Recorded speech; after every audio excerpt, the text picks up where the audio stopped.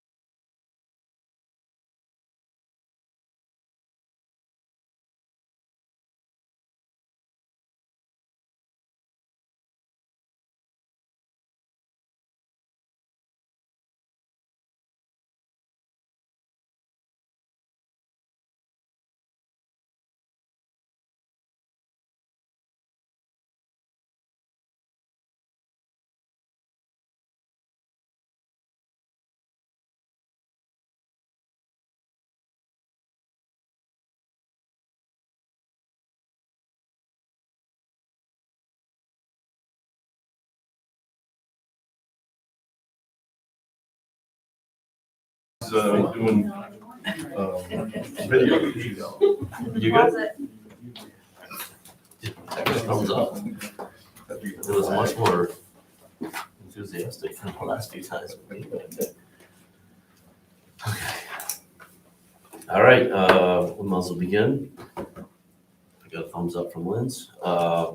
Welcome to the Board of Selectmen regular meeting, Monday, August 22nd, 2022. Well, skipping this meeting is public proceeding and is being recorded. The agenda is subject to change without notice. Will you all join me for the pledge of allegiance?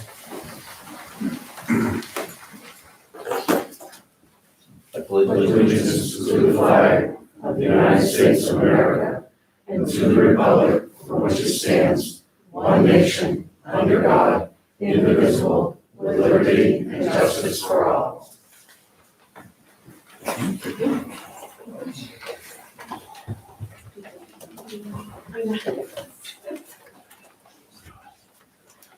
All right, we're gonna start off, item number 1, special offers and presentations.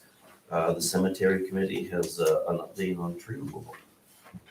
You're the cemetery committee. He's part of the waves. Yeah. Have some pictures to show the new selectmen and the old ones of what we do and where your money's going. And some tree damage there, which is always our big issue.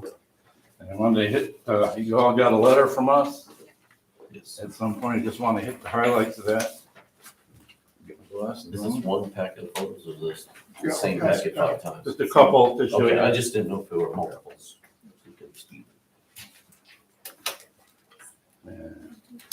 All right, so just to update everybody, state law requires each town to maintain its ancient cemeteries. This includes cutting brush, mowing, repairing headstones and enclosures, and placing flags and holders on the veterans' graves. An ancient cemetery is defined as any burial plot that has not been used for burial purposes in 40 years. So that leaves out Goodwin's Mill and Chadbourne. They're still busy at it. Lyman has 115 ancient cemeteries, varying from 1 to over 50 graves dating back to the 1700s. We have 500 veterans' graves in Lyman, including 20 Revolutionary War graves. And over the last 6 years, the committee has cleared brush, saplings, and fallen trees from all of these cemeteries and have removed a number of threatening trees from the plots. We've also installed chains and posts on some of the most visible plots that people see as they're going by. What we're hoping to do is to get all the trees cut and all the cemeteries caught up by 2026, which is the centennial, or 2025, however you look at it. And we have about 15 more plots that need to have trees removed, and the price goes up every day. Every time I ask somebody, it's more and more and more and more. And we're down to the last few plots where the biggest, nastiest trees, pine trees and elms and all that stuff are threatening. As you can see from the pictures, when a tree hits one of those cemeteries, it does a lot of damage to the pipes and the walls and the headstones. We want to get rid of them. And our final plan is to reduce our annual budget to the cost of mowing, flag purchases, and minor maintenance as needed, which would be, today it would be $5,000 or $6,000. I've been mowing them for 6 years for nothing, so you got a deal there.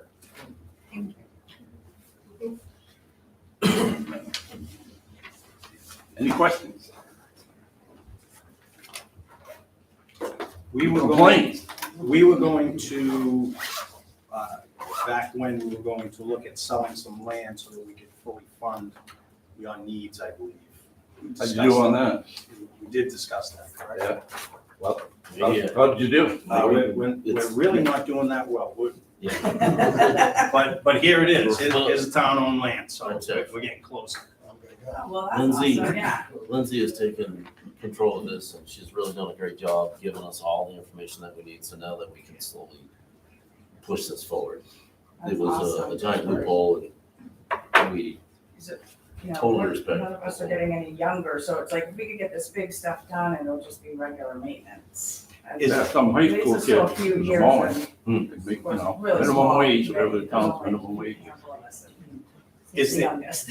I'm sorry. We can see the end, it's right. Yeah. It's Yeah, so yeah. close, but Is there any safety issue at any of these places? Regarding what? The trees, I'm a Marine, I ain't afraid of nothing. well.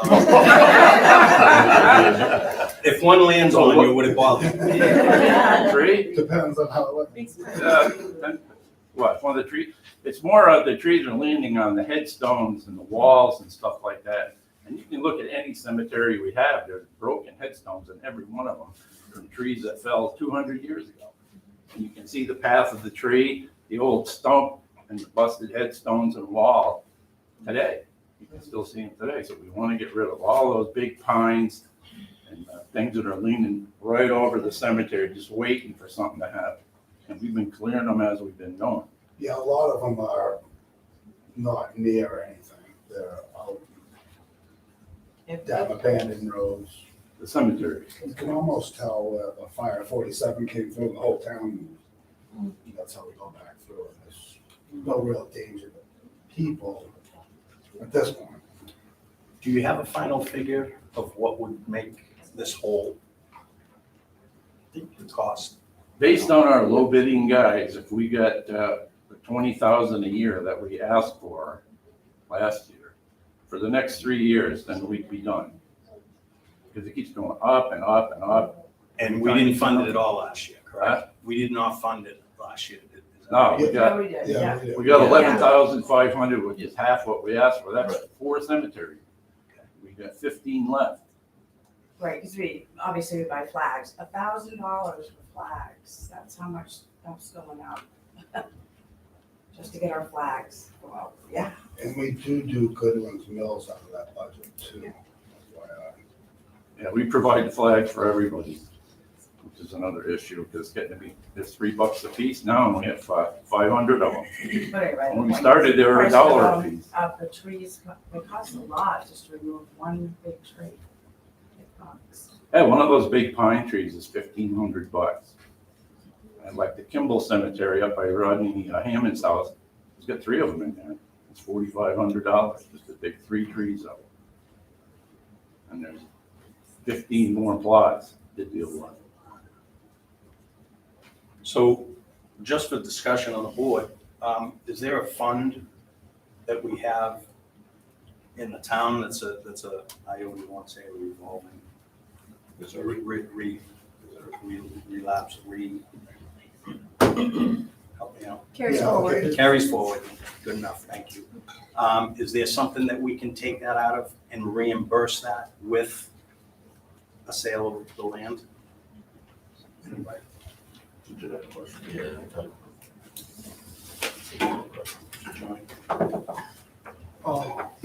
What you could do, only it would take a town vote, anytime you sell a piece of land, it goes to your general fund.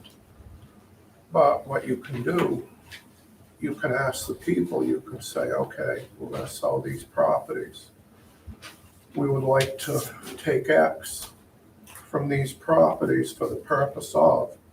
So- Right. So you're done, so really to do what I think you're trying to do, unless I'm misunderstanding, you pretty much, well, if you could get it ready in November, you could do it. Which is a hard sell. That's a hard sell. So my thought is, and we It talked might be about this next before, June. we're looking at next June. Yeah. That's why I was saying is there, you know, the general, not the general fund, but, you know, whether it be the town hall, some fund that we have that we could help them fund it and then reimburse that fund selling some land in June. I think it's a Jeanette question, but I don't think so, because those were all voted on. Right. That's Yeah, correct. actually, we'd have to be over. Yeah. I'm trying. And I'll say- Well, the thing is, we can get this We done. appreciate that. Why, we can get some, are we beyond our time restraints to get something on the ballot in November? No, but we'd have to, are you saying for the land? To sell a portion of? Parcel of land? No, if you wanted to take X number of dollars out of surplus and put it back, it's a kind of a hodgepodge of your ideas here. If you say, and I'm thinking out loud as I'm going, so I might screw up here, okay? If you put out a referendum and you say X amount of dollars from surplus for the purpose of to be reimbursed in full on land sales, I believe that would be legal. Whether it would fly or not, I don't know, and I'd check with the town attorney.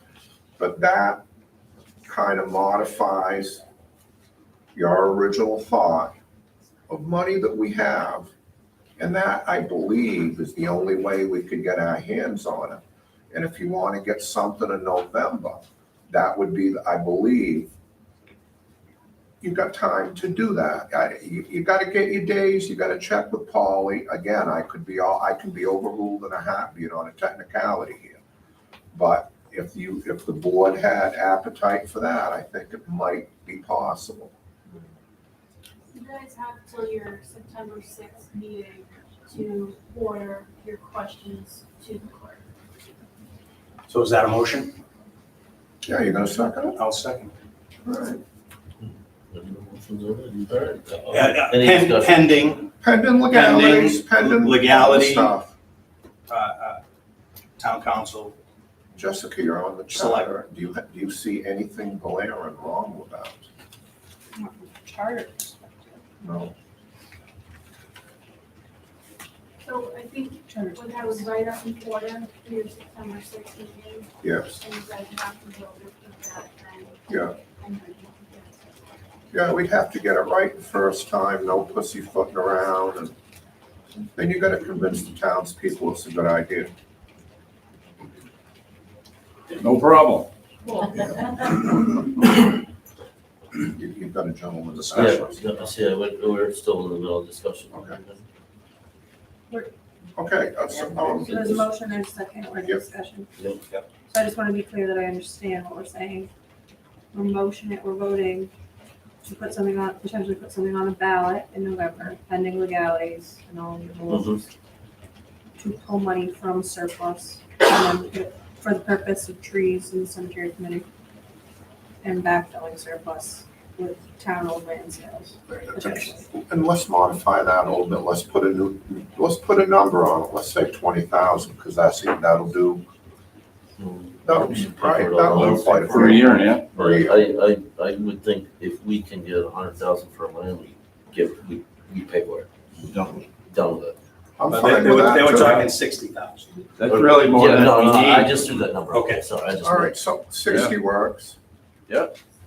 All right, I Based on changed, today's estimates for tree cutting and all that. right, I understand. And then it will be done, then we can just mow from here Well, on in. and if you have 60 in your hand, you could get them all done right now at today's prices. Yeah. Right. Which would probably save. Hand it over, I'll get it going tomorrow. Which- Right. Slow down, killer. But, you know, yeah, go ahead. Yeah, and actually November works better because the tree cutters like to cut in winter. So muddy. Should we do What do you vote gonna first or? Well, let's Yeah. finalize this for discussion. We good with discussion on it? All right. so And what's the dollar amount we're putting forward? 60. 60, yeah, maxed out at 60. Hold on that number.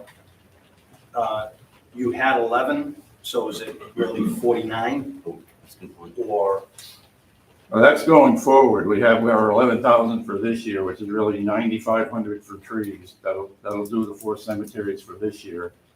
The rest is going forward. So you need 60 going forward, Yeah. not 49. 60 should cover it based on all the estimates we had. And after that, there'll be 12 cemeteries left that need to be cleared, and that should do it. You know, if not, I'll let you know. Since been in here, and you've been in many times, I know you have. It's more on the top of my mind when I'm driving around town and I see them. Yeah. I pulled out of the new Harry's, and there's like a one stone cemetery across the street Yeah, from Joe his Chick, and that's Jack's. Jackson Corner. Never, ever had seen it before Why is he until even in there like by 2 days himself? ago. He's a veteran, so he gets a flag and we take care of him. Now you can see But when you it. pay attention to it, you see that Right. there are so many. Yeah, 115 in There's so Lyman many alone, around town. and 20 Revolutionary War veterans. How about that? It's pretty amazing. Almost as old as you. Yeah, and you. But Yeah, that's the thing, I want to get it done before I'm too old to do anymore. Yeah, weed whacker's getting heavy. So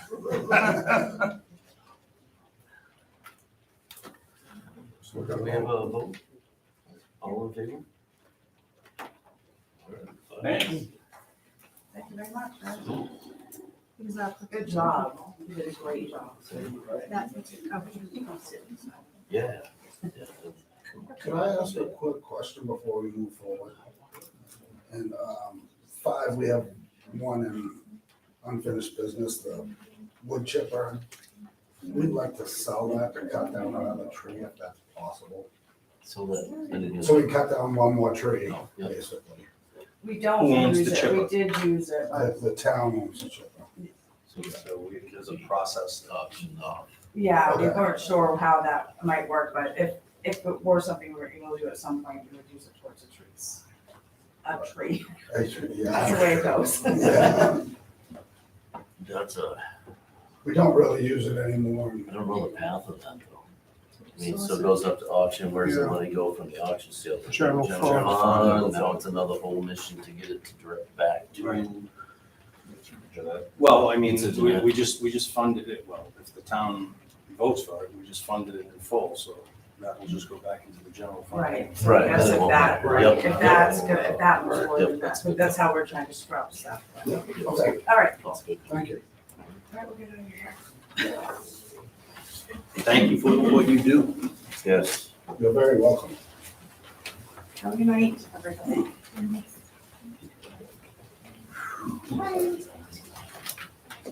Just take a look.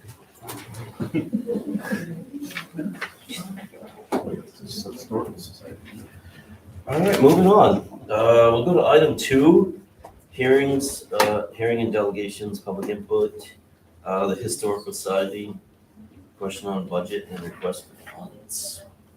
Anybody wanna?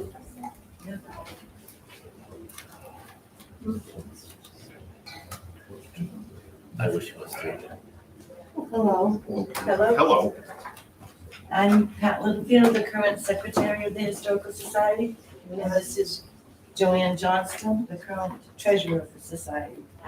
And we're here tonight to discuss and ask the board to reconsider their decision that the society would have to submit invoices for reimbursement of bills instead of getting the full $5,000 that the budget committee and the select board approved and the town approved at the 2022 annual meeting. Okay, Yeah, no, so I'm not a public speaker, so I'm going to read from my speaking notes because, That's what I do. okay. So first I'd like to provide some background and I'll be very quick. In August of 2017, a handful of interested people met to discuss the possibility of forming a historical society in the town. Previous attempts had not come to fruition. By early 2018, through hard work and dedication of a small group of people, we managed to meet all the state and federal requirements to become an incorporated, nonprofit 501c3 organization. The cost of this initiative was totally funded by this small group of people out of their own pockets. Our society relies on the monies collected from membership dues and donations to cover our insurance costs, membership to the Maine Association of Nonprofits, and charitable donations. However, to date, the majority of our operating costs have been covered by out-of-pocket contributions by various society members. As with every other organization, our society was prevented from doing much in 2020 and 2021. But in 2022, we took off running and have really put ourselves out there to connect with the townspeople in our community. And I don't know if you've had a chance to look at this. We had copies in the lobby, and it kind of details what we've been up to since January and what we, the events that we've had planned, that we've we've covered and the events that we have going to the rest of the year. The townspeople approved to grant $5,000 to our society was a sure sign to us of their support and confidence in our organization. This $5,000 grant will surely help to defray our ongoing and future costs as we continue to grow our organization, preserve our town's history, and to foster an appreciation, interest, and curiosity about the history of our small town. We feel that it's neither necessary or practical to have to submit invoices to the select board for reimbursement. And I've got 4 bullet items as to why we feel that way. The society has a competent operational structure that ensures the proper handling of all monies coming into and going out of our organization.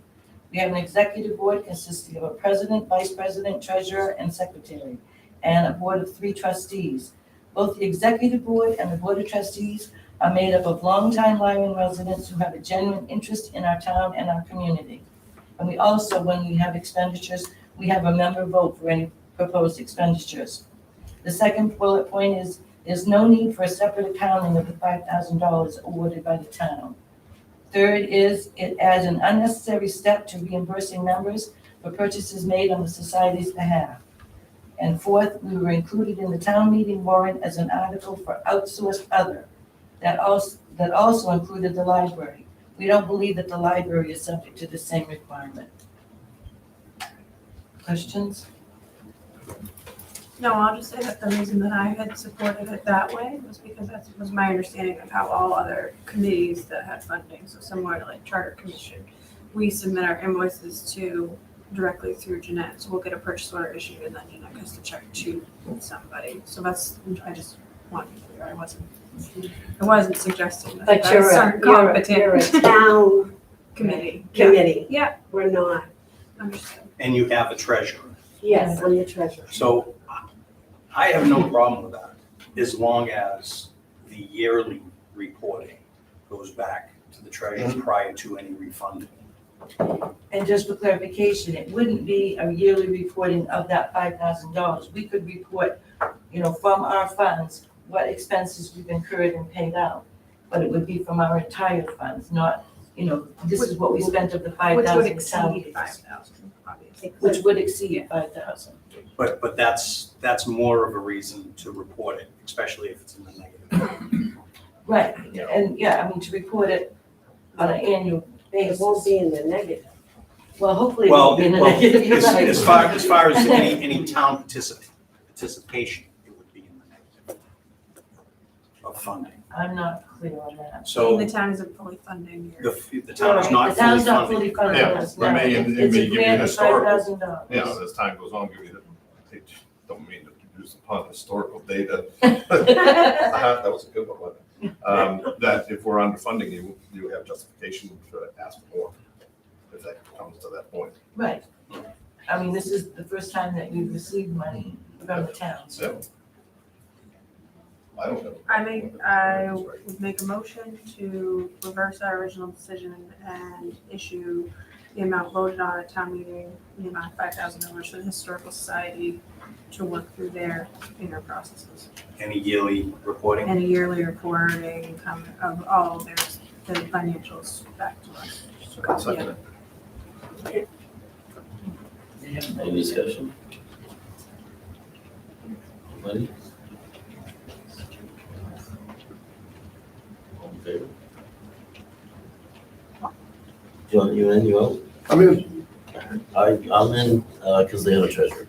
Yeah. I think if they didn't have a treasurer, I wouldn't be agreeing with this. I think that it would have to be something that was a little more controlled. But we have a treasurer, so. Well, nice 501c. It's very nice. So And that's your cost. 501c. That was our cost. That's not cheap. It's, It was not cheap. so, 5.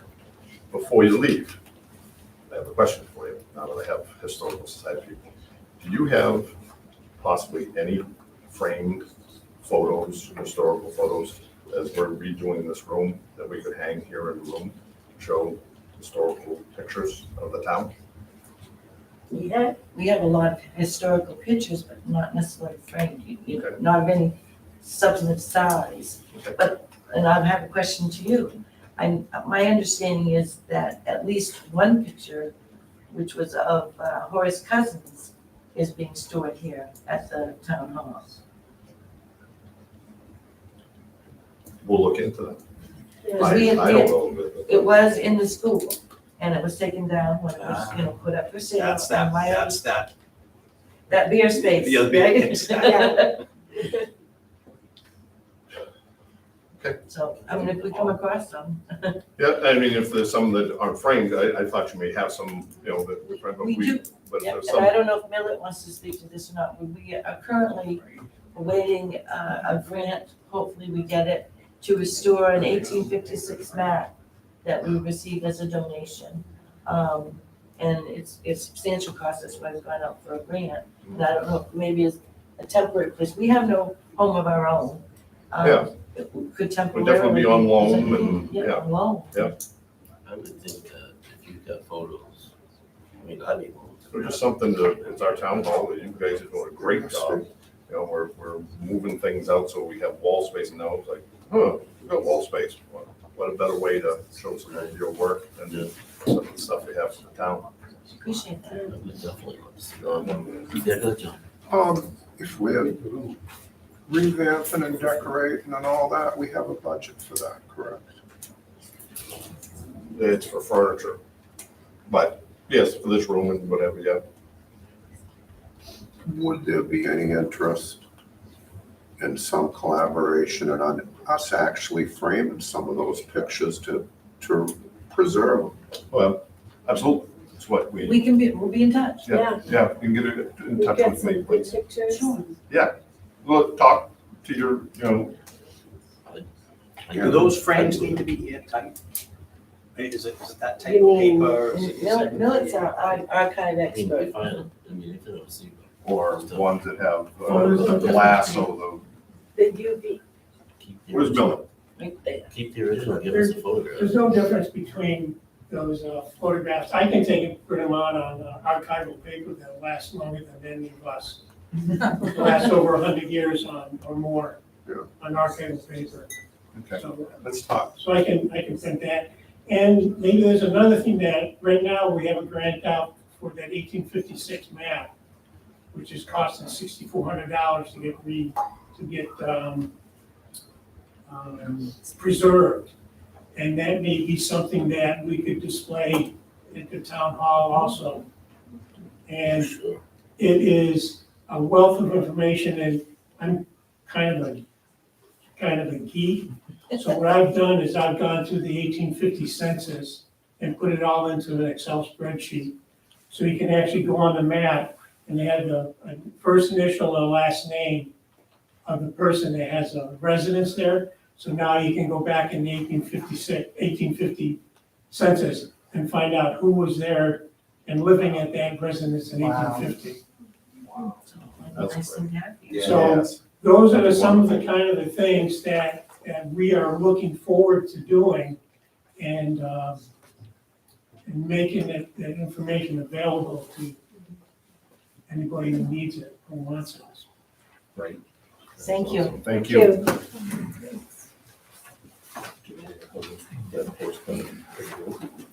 No, it used to be on the wall. How big was it? Oh, okay, I thought you meant like a big black spot on the wall. Check tomorrow. Cool. There's not too many places to hide it in the building. All right, moving on, item 2, letter B, Bob St. March, you got.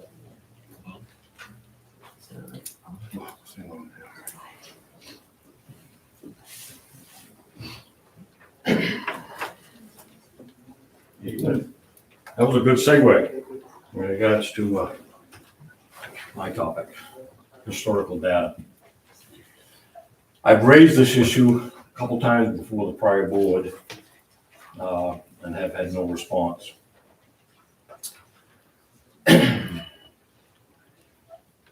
So I'm coming for you to be on the agenda, so hopefully there's a follow through on this. In regards to the vault and in regards to employee complaints that were registered to prior board members and current, my question was, are they in the vault? I would like a response as to whether these 3 former employees, tax assessor, the treasurer, and the code enforcement officer, each filed complaints to board members. And I feel these documents need to be in the vault. They need to be in their personal folders and also in the folders of the accused. And I would just simply like verification that they're there. I don't care what they say, but if they're not in the vault, then we have a problem. Those documents should be there, and should not be removed. So Sure. I'll leave it up to you to, Is that a FOIA request?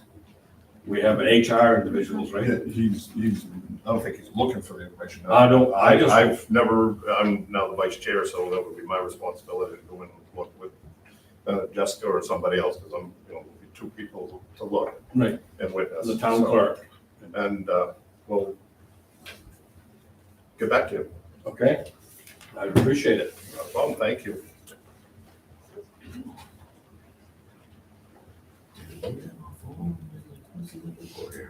He just wants to know if there's documentation. I'm looking for a copy. No, I get that. I don't know.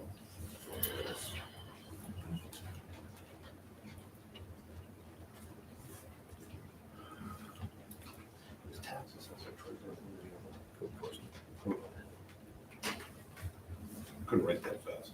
I couldn't hear it. That's my memory.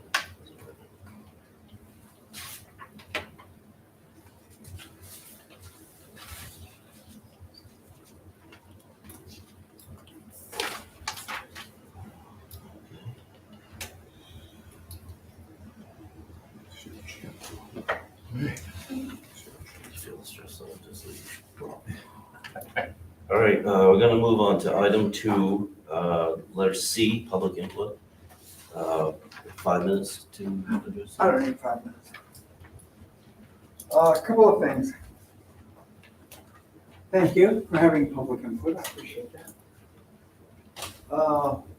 We really need microphones in the back of the room. Working on it. I know, I know. I'm a big enough voice that I don't need microphones. Couple of things. You gonna gavel me I down? don't know, I'm just up here. Stop. This isn't on TV then. Oh, yeah, it is. Where? There's, Hi, Raj. You can turn around. Okay. So I had a lovely chat with Jessica. I don't think we're going anywhere with it, but I had a lovely chat. I want you to know. Promising. A couple of things. I would like very much for you, someone, to make a motion to take out of order item 7E and have that discussion before you go on to the minutes. Have that discussion and take a vote. I would like to have input. But I can give you my input right now, should you choose not to do it. If you're gonna combine health and GA, consider this my resignation. I'm not doing it. I do GA for about $3,000 a year. I am worth way more than that. I do it because this town's been real good to me, real good to my kids, been a great place to raise a family. And so this is my altruistic payback for $3,000, which is an insult, but I'll take it. You do it for nothing. Huh? You do it for nothing. I might, I know. I might, I know you. You do it for I might. I don't know. Don't get I any know. fancy Take- ideas, sorry. Rodney. Just- Put that down. I know. no, it's me again. You can't gavel one person and not the other. So, anyway, I've thought for many years, I'm being very familiar with the fact that there is a health officer and that the going rate for the health officer is about $500 a year. I have often thought that it belongs, and I don't I can't see him, so if he starts throwing things at me, let me know. But I think it belongs with, the rescue. I'm not chucking anything at me. For $500 a year, he could give it to one of, some nice man trying to build a resume. But the bottom line is, I would like it very much so you could take it, so I could hear the vote. If not, I'll look for it in the morning. But my input is pretty simple. I ain't doing it. Also, approval for GA phone forwarding calls. Got an approval to do that? Okay. Cool thing. Cool then, She gotta be approved to do that, just forward the call. No, it doesn't matter to me. Whatever you wanna do, it's up to you. Thank you very much for listening. I appreciate it. If you hear any more on what we discussed, let me know. I'm gonna chase down one of the people we talked about. Chase them down, see what they know. It's all good? Yeah. Thank you. Thank you. Hey, sweet. There you go. What is GA's? General assistance. Sorry, what? General assistance. Which I've already-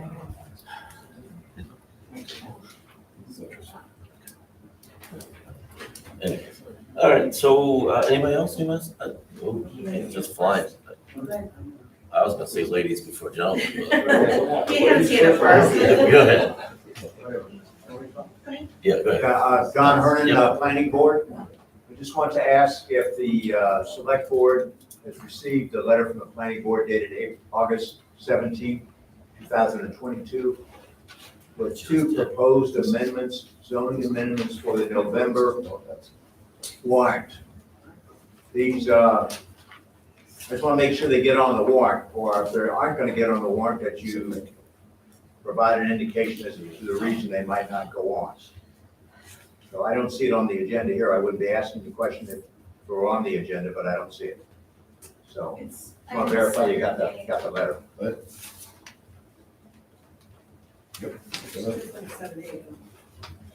I'm sorry? They're just written as orders to the clerk, so the language is a little different. So 7A. 7A. 7A? Yeah. Oh, motion to approve order? Oh, okay. So we have them. Anybody, It must be there. go ahead, Michelle. Okay, I'll go with that real quick. Thank you, I think. This is something that, I don't want to bring up because there's no rehashes and it's hard, but I read through the minutes that were attached, that was asked to be attached. And I got to a section where I see my name.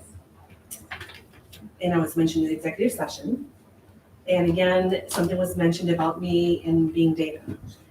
I want to make it clear. And I bring this up because I'm a small business, Brendan's a small business, you're a small business. To make it seem like there's an appearance of impropriety is not appropriate. I publicly mentioned Being Data is a good IT service back when I started the YouTube. It's on video. I was asked to forward his information to the chair then, and he reached out. I hooked him up and walked away. And I'm not going to read it. You can find it yourselves and read what was said is just not right. Being Data, yes, works for my business. It works for many people. He worked for someone on the board and did stuff at their business in their home. Is that improper? If we can just be careful mentioning like there's something inappropriate with Being Data in my business or myself. I am friends with Brendan. I became friends with him after 7 years of him working for my business. He works for my business. Or we don't socialize together. He's just someone that I know is a great businessman. He's so affordable for a small business and he does a really good job. And so I just wanted to bring that up. I'll come to executive session before I talk to you about things, but just mentioning my name there is not really something I want to see again, if possible. I will give you what was said. Again, I'm not going to read it. And you can pass it down and circle it. But I just wanted that clear. There was never anything inappropriate with me mentioning him. It's mentioning a business just like you would recommend someone to do a service for the town that needs it. And I recommend someone that I know you can trust and is trustworthy. I just want to bring it up. Okay? Thank you. Thank you.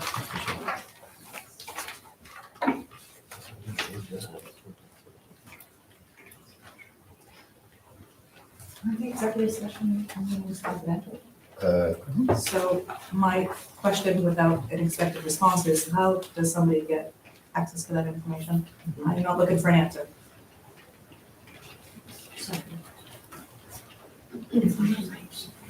I thought executive session. It is, it was in the emails that were posted in the minutes. Oh, so it was, that's how I found it. It was nothing that, no one gave it to me, I just happened to read them to stay abreast and give us something. Wasn't it? No, I'm just, I want to, Brendan is a good business person, I will be more. Hi. Anybody, yeah, Paul? I'm back. I just have two things I want to share with the public. Applications to request an absentee ballot be mailed to you are now available. And I've scheduled a rabies clinic for October 22nd from 9 to 12. It is a free clinic put on by the Animal Welfare Society, although donations are appreciated. Dogs on a leash, cats in a crate, and I think this will help people that are struggling financially to get their pets vaccinated. Can you tell me the time again? 9 to 12. Thank you. Thank you. Polly, welcome back. Thank you.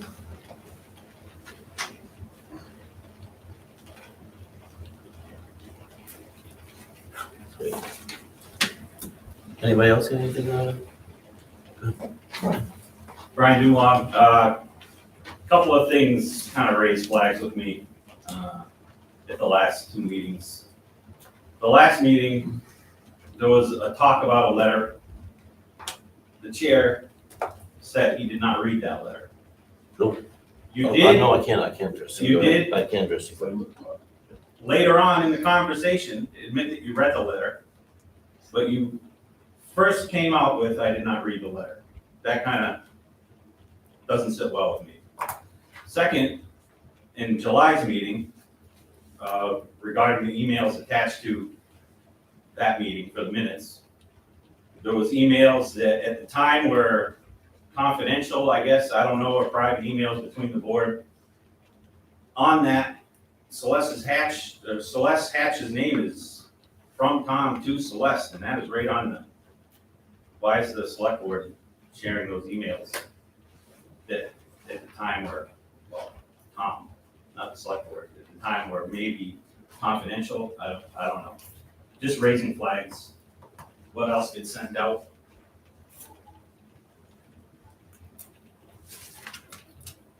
Anybody else got anything they want to add in? All right. We'll move on to mail.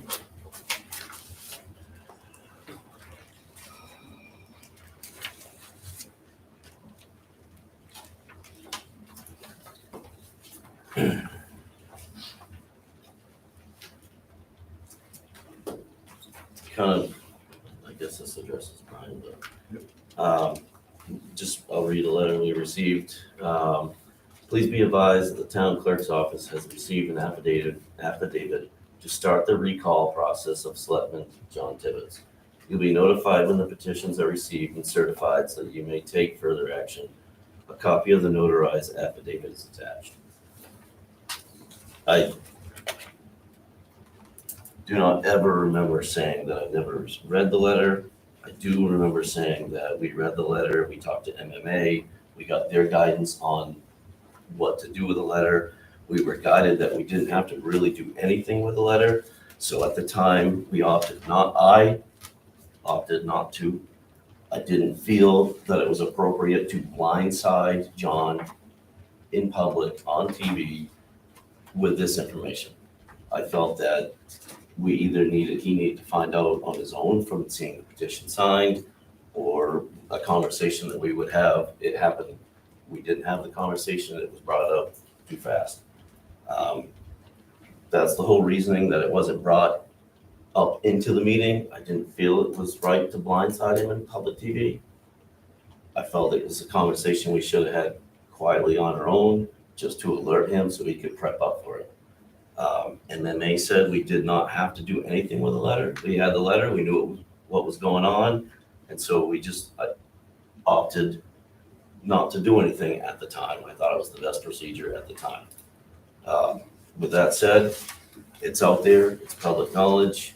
I've read the letter aloud. It's a citizens initiative. It's not anything to do with us. It's completely on the town folks. So all we can do is just wait and see the outcome at this point. That's where that is. All right, next, moving on. I guess this is maybe something for Brad.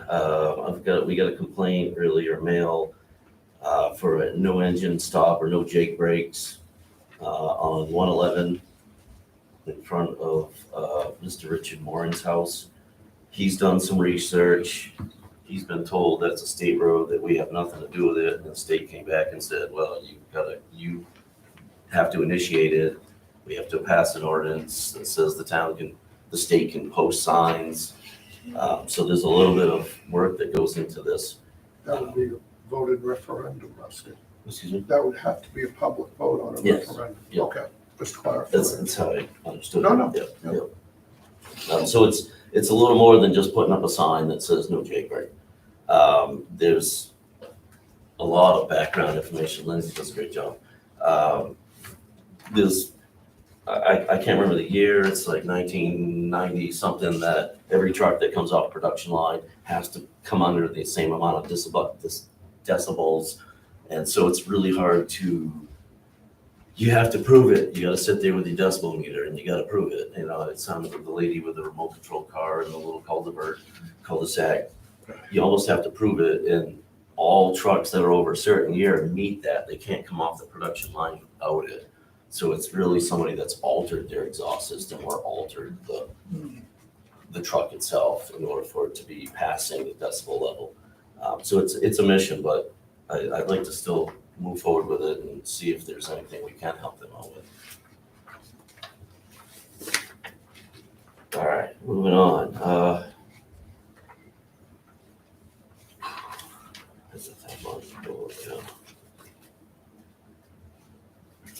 This is an email from Stephen Austin.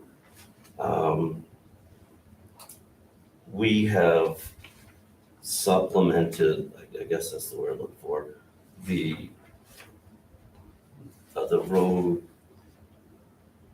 committee or whatever for the is it the shore?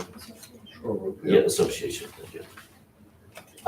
And there's always been issues with his turnaround. His turnaround seems to get washed out from the plow turning around and all the snow melt and stuff. And so he's basically looking for, we currently do $200 to the association because we plow the road and we do, minimal damage to it. But so we chip in $200 a year, and he's looking for people to chip into $250 to help with his turnaround, because his turnaround is done.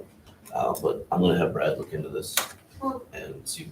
Sorry, you're a little off on it. Oh, well, So- please, It's a little confusing. We fix his part in that easement. There's just a little section we're supposed to fix. And then we give $250 to the association and they fix the rest of the road. And he seems to think, the last I talked to him, that the association wanted the town to pave the road, and he just wanted you guys to know, I don't want my spot over here being paved.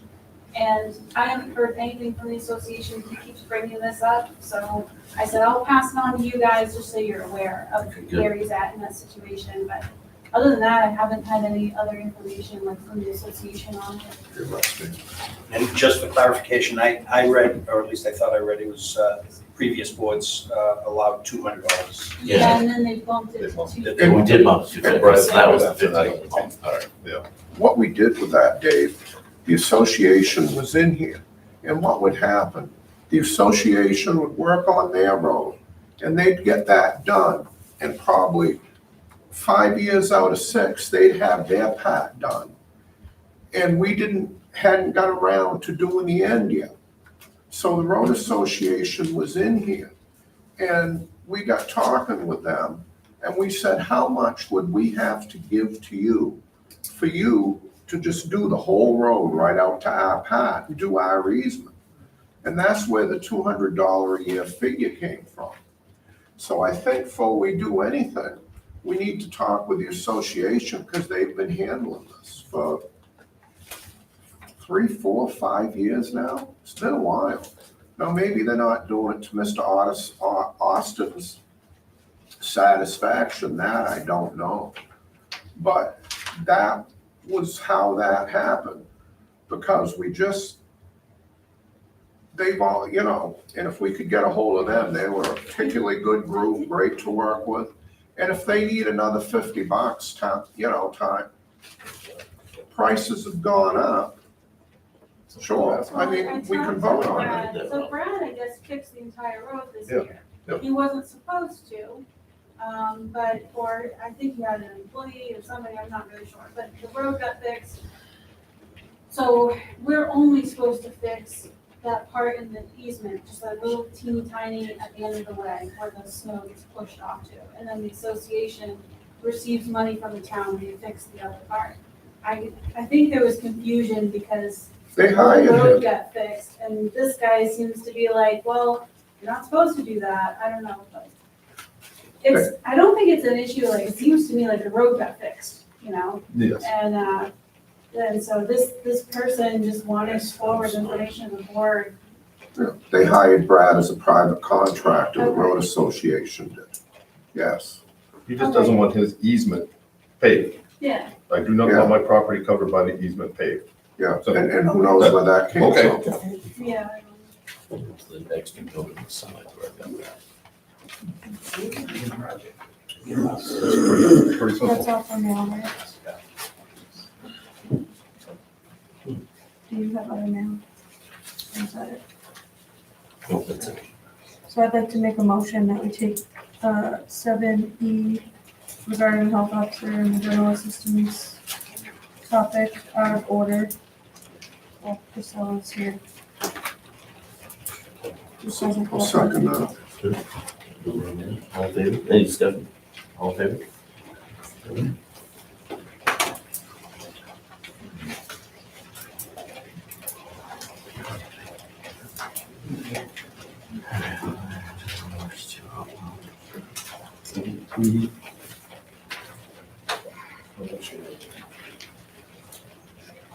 What are you thinking, Matt? Let me interject here, please. I've worked on this, and I don't want to put you in I knew Priscilla, I didn't know that she was coming here tonight, but I knew that was going to be her answer. So I knew it. I know what your time is, and to be a health officer, you don't have the time for that. So Well, also, not something I know anything about. Correct. Yes.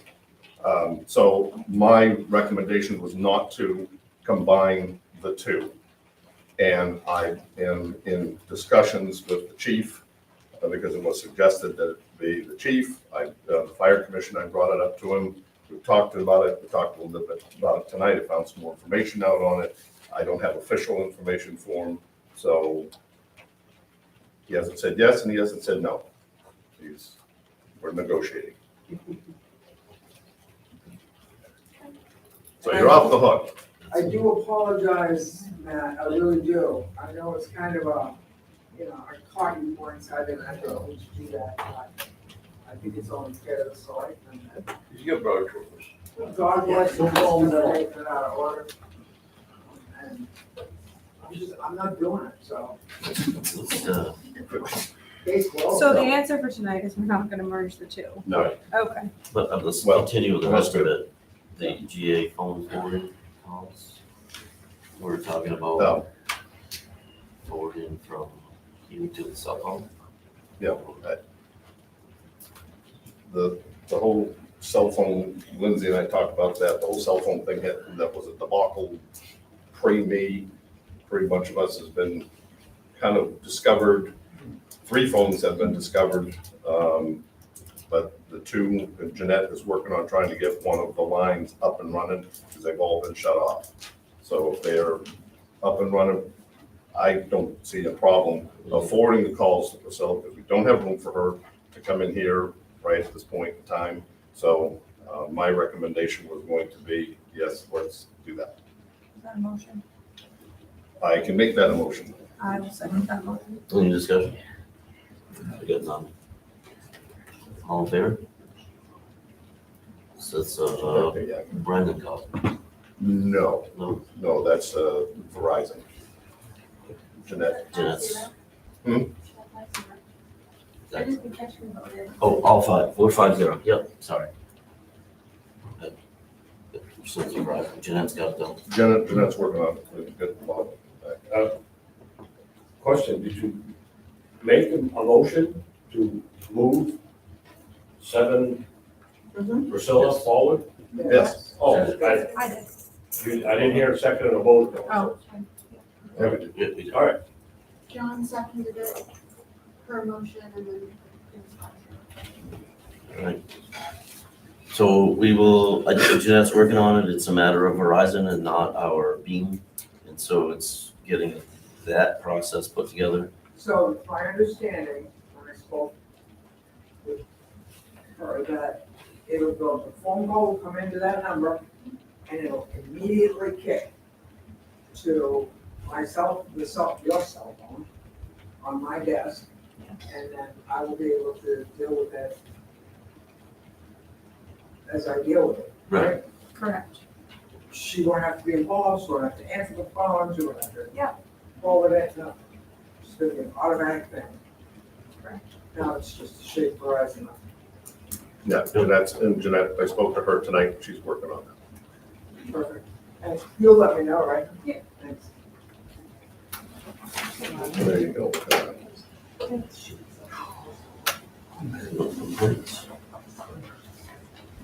Well, I guess the Jake break was at some point. Yeah. All right, moving on from mail to complaints, and I guess really the Jake break was the one complaint.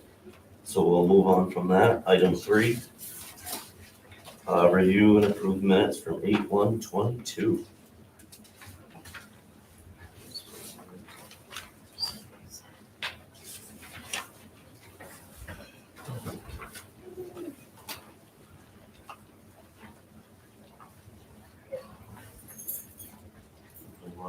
Motion out to accept. I make a motion to accept the minutes.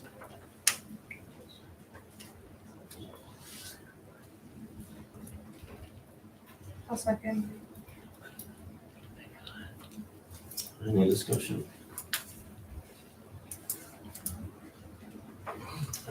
All in favor? Is it? Oh. In heart you were. Did you get that, Lynn? Or is it not you? All right.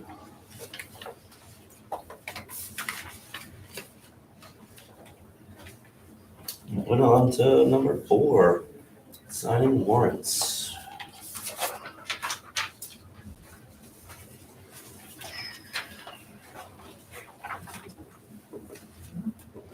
All right, payroll warrant number 7 in the amount of $23,277.38. I make a motion, we accept payroll warrant number 7 in the amount of $23,277.38. John seconds. Any discussion? What was the amount you said? 23,277. Sorry, I heard it wrong. Thank you. Any discussion on that? Payroll 7, warrant 7? All in favor?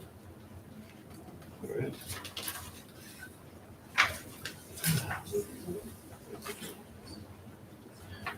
All right, payroll number 8 in the amount of $21,765.66.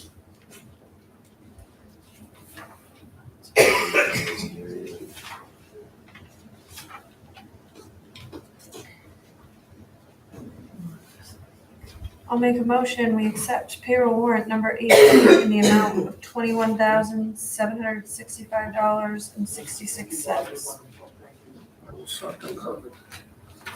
All right, John seconds. Any discussion?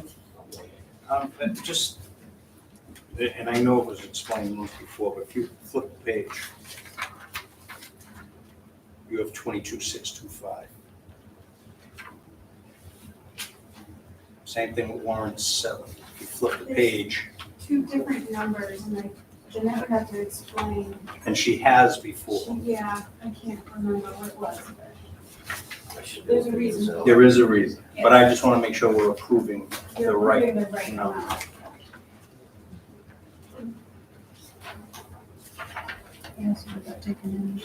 Yes, it does. Yep. 8,000. Does that have to do with? The taken in, taken out. You see that? Yeah. One more. 9.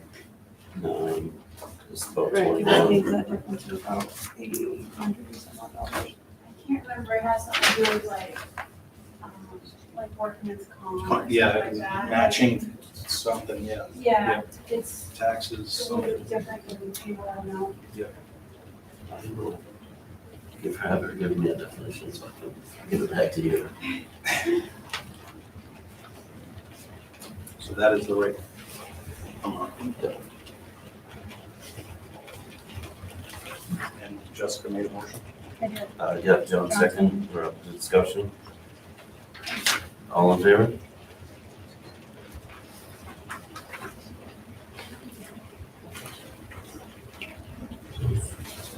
All right, payroll warrant number 10 in the amount of $194.80.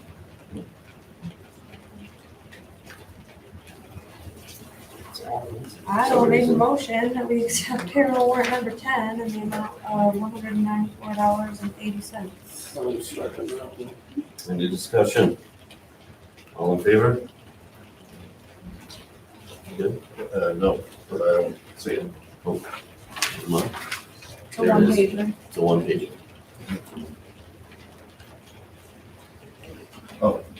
Okay, yeah. Okay. It's all I was on something. We say we want to pay. Was that a 5-0? Yes. 5-0? Yes. Yep.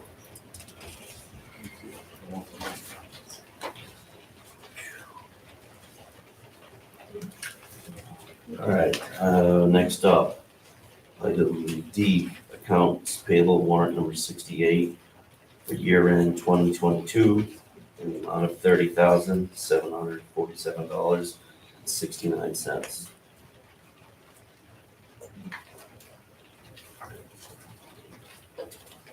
So moved. Yep. All right, second. I'll second that one. Any discussion? So this is last fiscal year. Yes. Yep, these When are do things that came out of, When did we close that?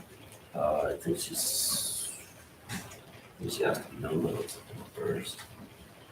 Something, I don't know the date, that's something, I'm just throwing that out Yeah, there. no, I'll just ask some questions, I guess. Do you know what the workstations, I saw those in the boxes out back there? I don't know what the You don't know? station is specifically. I have, like, all the receipts and everything, the invoices in here. Set up the computers. Yeah. So- I looked on it, it says workstation. Yeah, it's, Oh, those computers, laptops? Yep. Okay. And Gerard is, for what? was Down payment on Walker Road. Walker Road. Down payment on it. Yep, it's the first, yep, of From last year, the bid project, yes, last year. of the bid trucks, of the 83,000. That's why it's coming out of year end 2022. I can ask you this question if you don't know the answer to that, that's fine, but is there any documented process for how we close out our books? We just never, like, Yeah. June 30th is the end of the fiscal year, right? So in my professional world, June 30th, anything that you spend after that is in the new fiscal year. If you've encumbered and you've received your physical goods or services in that part of the fiscal year, it's okay to pay out of that. She's encumbered money. I know that. She'd have to ask her. I'm Yeah, not gonna speak for her. Okay. Yeah, Mhm. right. I don't get I into will. that Yeah. discussion.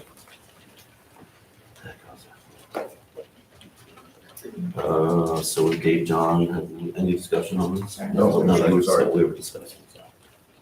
Okay, all ready for a vote? Yeah, all in favor?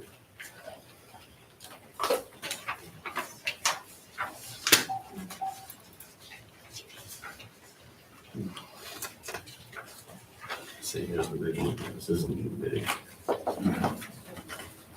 All right, next up, item E, accounts payable warrant number 9 for the year end 2023 in the amount of $98,114.09.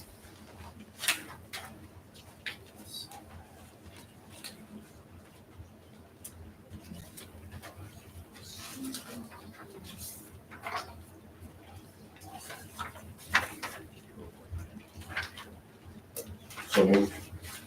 Seconded. Any discussion? All in favor?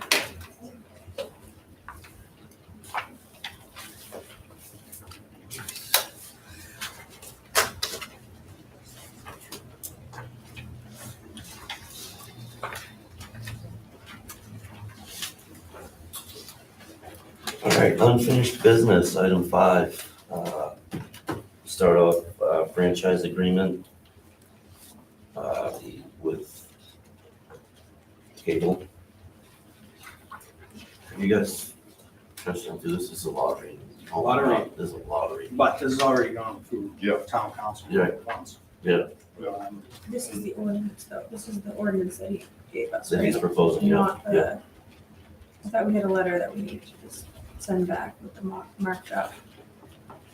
I think the franchise agreement, Right. but he was suggesting putting an ordinance in place, I think, before signing that, so that there's a little extra. Before it, okay, thank you. Some background to why we're crossing stuff out. Yeah.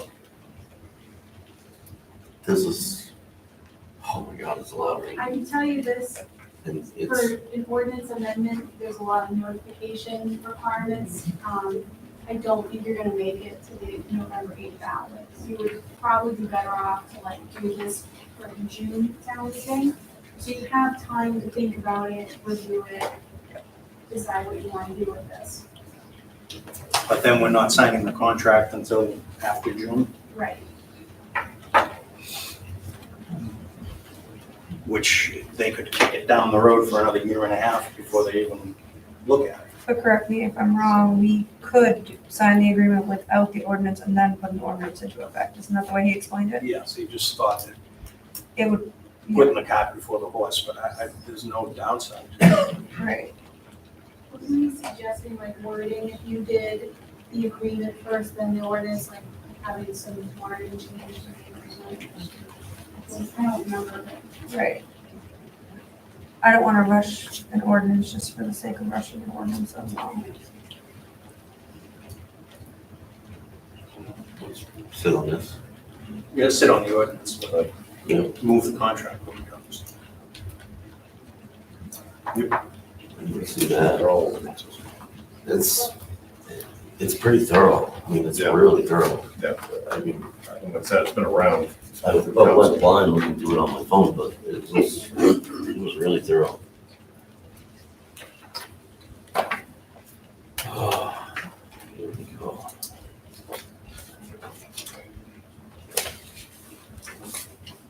All right, next up is Ostrom Littlefield Road.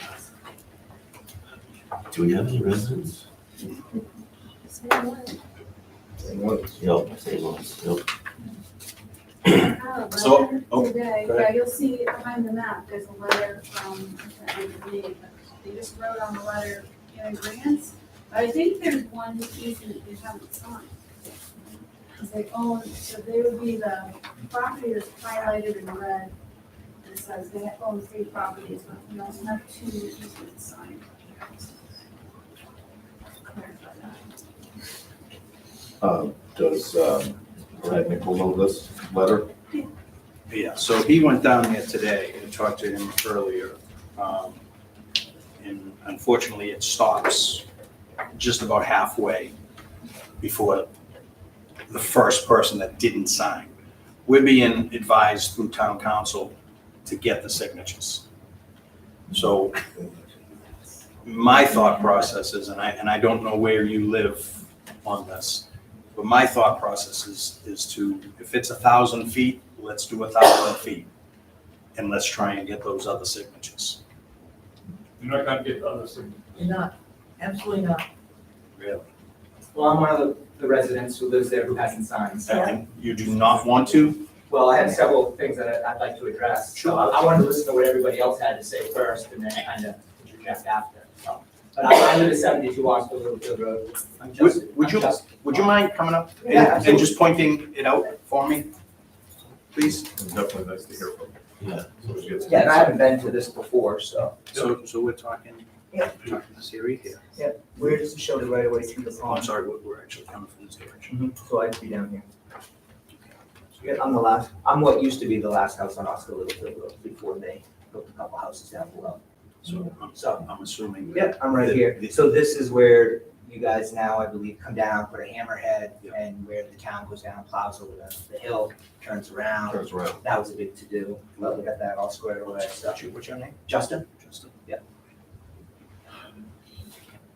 So I just kind of wanted to listen to what everybody was gonna say and then kind of interject with my questions and concerns and let you know why I haven't signed it. So you guys can. Have a seat. Okay. Talk to us. Yeah, actually, I'd like to, before you even go any further, I'd like to know why. Well, I have several questions and concerns, so I wrote down a few things here. And I don't know whether you guys are gonna answer these while I'm here, or, you know, I know this has been going on for a while, so, I've gotten 3 letters. Nothing in any of the letters that I received mentioned paving the road. It's a small community on that road. I've lived there for 21 years. Everybody that I talk to, it's about paving the road. It's about paving the road. Not in any of the letters that I got does it mention paving the road. So my first real question is, are you guys paving the road? You want me to sign an easement to say that you're gonna maintain it, culverts, maintenance, fill it, grade it, whatever, which you've been doing. So if everybody on the road's talking about getting it paved, getting it paved, getting it paved, that's not in any of the Why does information I it got. say, well, it's not getting paved? I mean, that may be a legal reason, that's more of a maintenance, I'm not real sure why it wouldn't be on there. That's the big reason. I got But three- that I got three was- letters, that was none of them- absolutely- None of them say paving. That was absolutely the intention. Okay, so wouldn't you want that on there to let me know I would that, think- yes, we're gonna pave it? Yeah, all the. So I mean, you said on 3 letters, I would think 1 out of the 3 would say paving, Mhm. and it doesn't. So that's kind of one of the things, and like I said, I've been there 21 years, I used to be the last house on Oscar Littlefield Road. The 2 houses they put in down below, 10, 12 years ago, whatever, you guys used to plow to the end of my road, push the snow over to where the right of way is, and there's a couple of camps down on the point, that got all changed around. The couple of things that I have here, I'm just gonna go one by one, and if you guys have some answers or any information on this, I'd appreciate it. So everything that I read says the center line is 12 feet. Then down Oscar Littlefield Road, starts out really wide. 12 feet from that center line isn't gonna affect anybody at the beginning of that road. As you first go around that corner, narrows right up. Some of the people that own that property have put in their own culverts, done their own maintenance on that road, whether or not they needed to get permission on, I don't know, I don't care, I keep to myself, okay? You go further down the road, people have paved driveways and paved turnarounds and stuff, and it narrows as well. So if you're taking a 12-foot center line, is it gonna be at each individual spot of that road as you go down for your easement? Because at the beginning of the road, it doesn't affect anybody, because you're not taking anything, because 12 feet is more than wide enough. You get down to the middle of that, there's barely 12 feet there. So that's kind of one of my first points with, you know, doesn't say paving, you're talking about 12 feet. There are several areas on that road that aren't gonna be affected at all, meaning if you're taking the 12 feet and you need the easement and you do decide to pave it, or you are gonna do something, how are you deciding how you're gonna do that road? So if one of my neighbors has, a garage with a paved, driveway, but on the other side of the road, it's just trees and dirt, you're not gonna affect the guy who probably has the paved driveway and the asphalt, whereas you're gonna go to the homeowner on the other side of the road who has trees and dirt. You're gonna cut his land, you're gonna take his land for the easement to make it what you need. So any information or what you guys' thoughts are on just those first 2 before I go any further? Well, the road commissioner has gone through this a few different times, and never once have I heard him say that he was gonna cut a tree.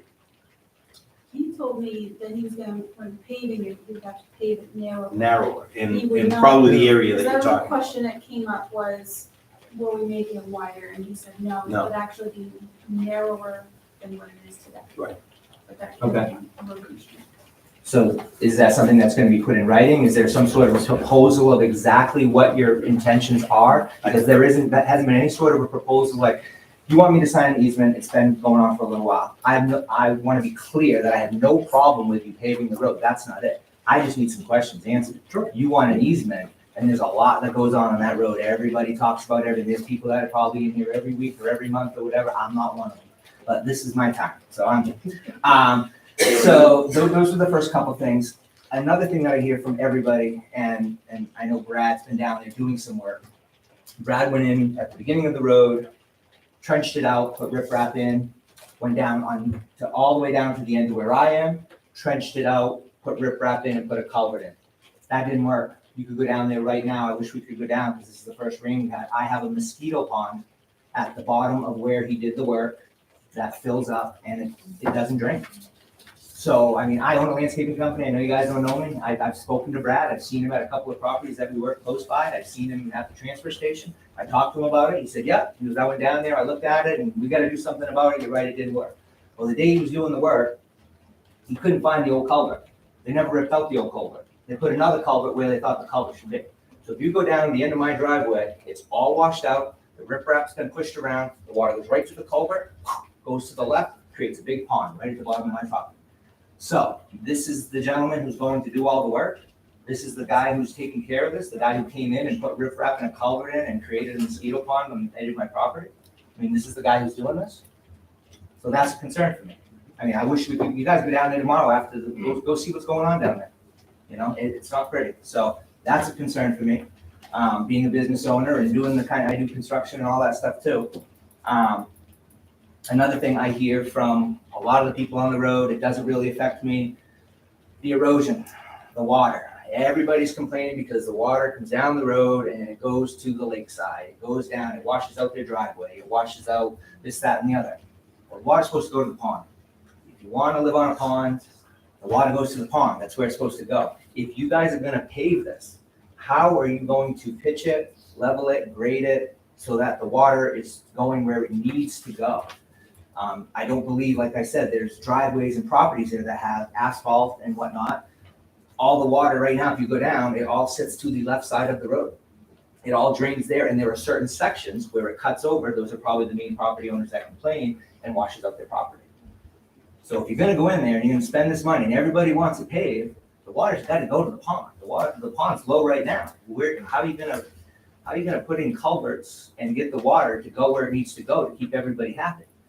It's probably gonna be impossible, because you guys probably have been hearing it for 2 years, you're not gonna keep everybody happy.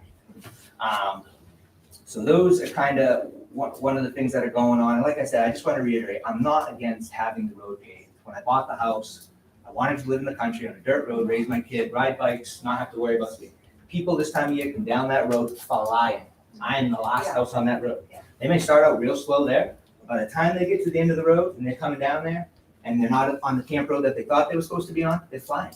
Once you guys tar that, it's gonna be worse. Yes, it's really, really bad, and I have a child on that road. We don't have many kids. A lot of the people that live on our road don't have children, and we see it. It's really bad. My son's already almost been hit. So it's a concern that people are gonna continue to fly at our end like they do.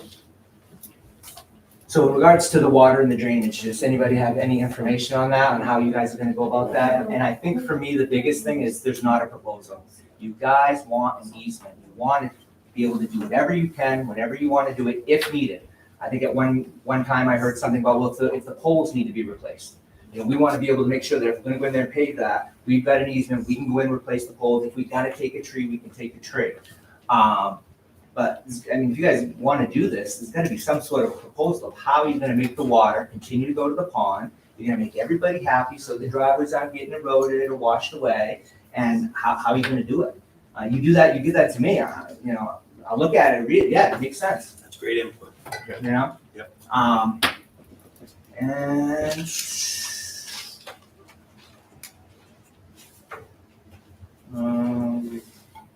the only other thing I had, so, and I know this, I don't know if there's still some gray area in this.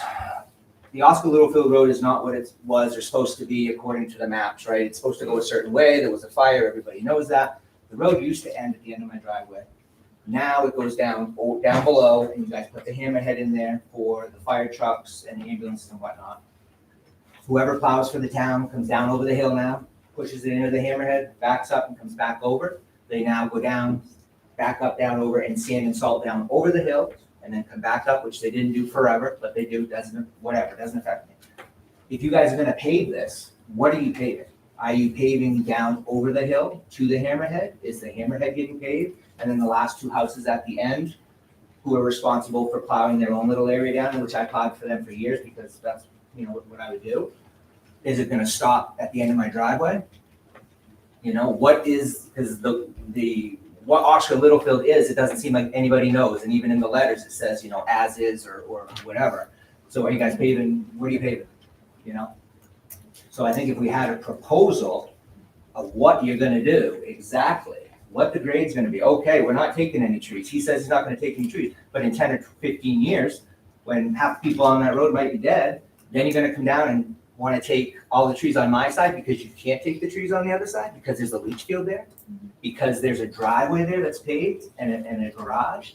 You're not gonna do that to them, you're gonna go this way to the guy who has the trees and the material, and a lot easier way to do it. So, That's great. Well put. no answers, I mean, I'm sure I'm not being rude or. Honestly, Yeah.